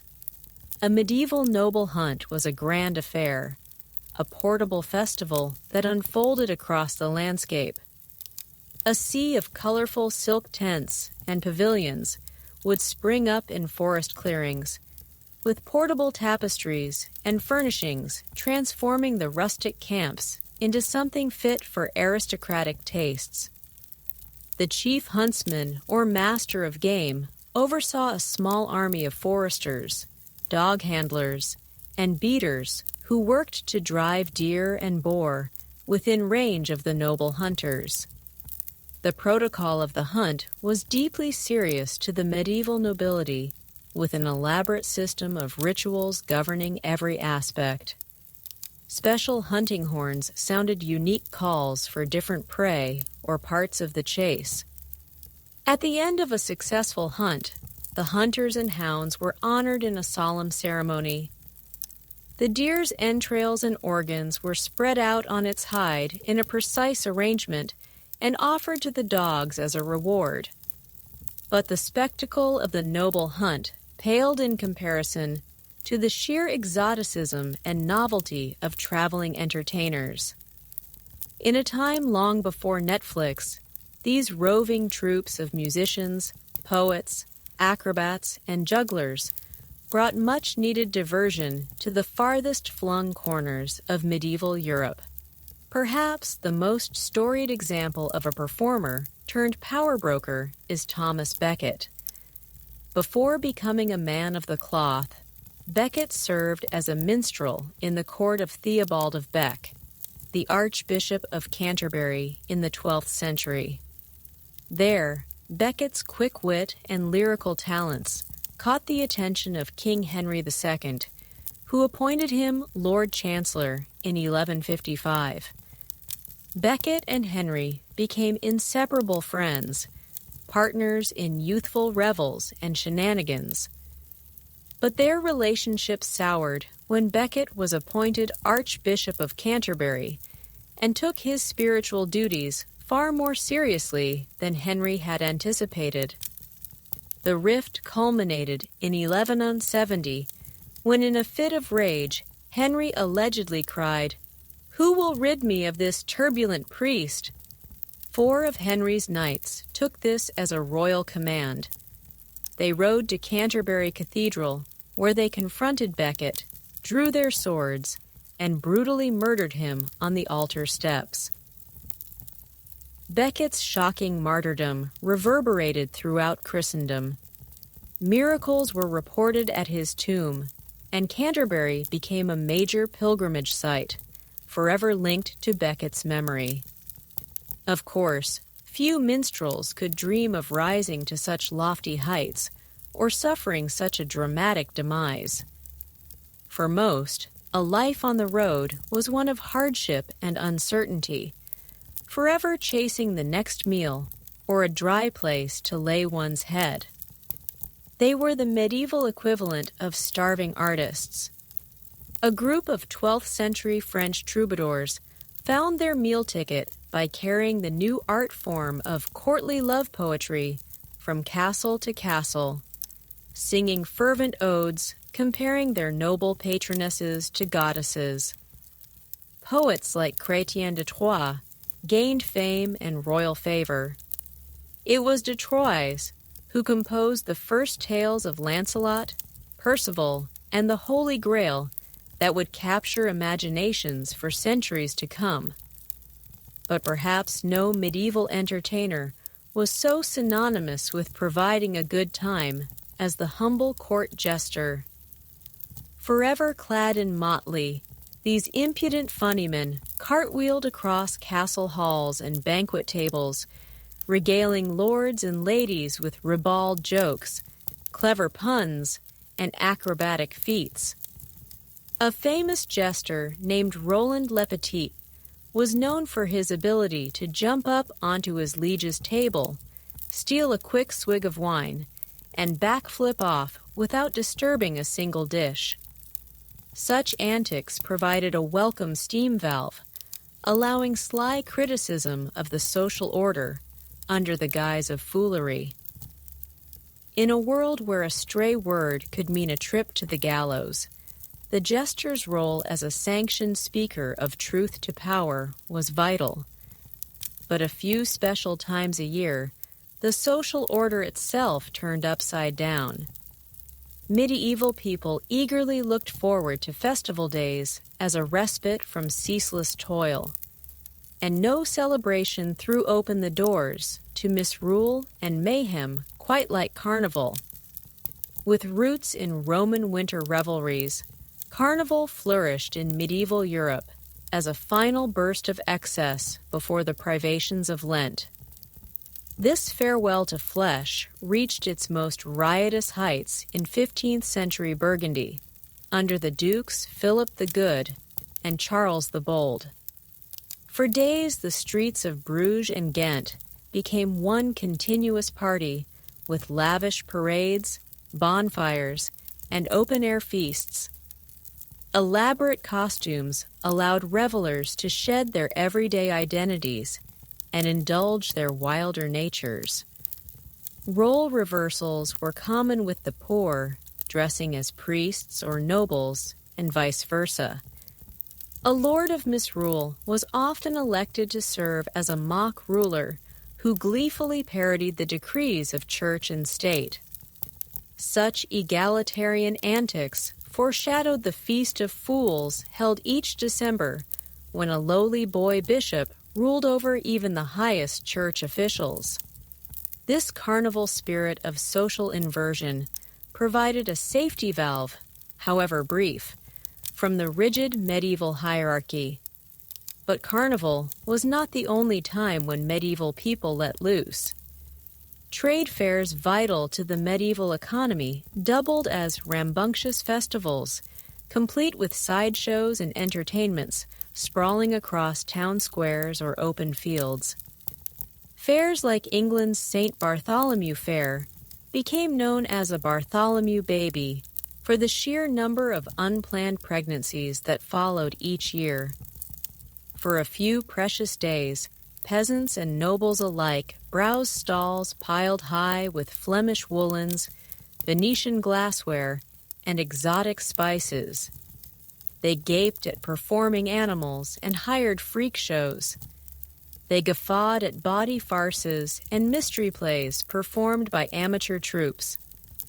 For a few silver pennies, the so-called Bartholomew birds could purchase mead and grilled pork pies, perhaps served by a comely tavern girl with a risque reputation. Such revelry no doubt provided a welcome escape from the drudgery and danger of medieval life.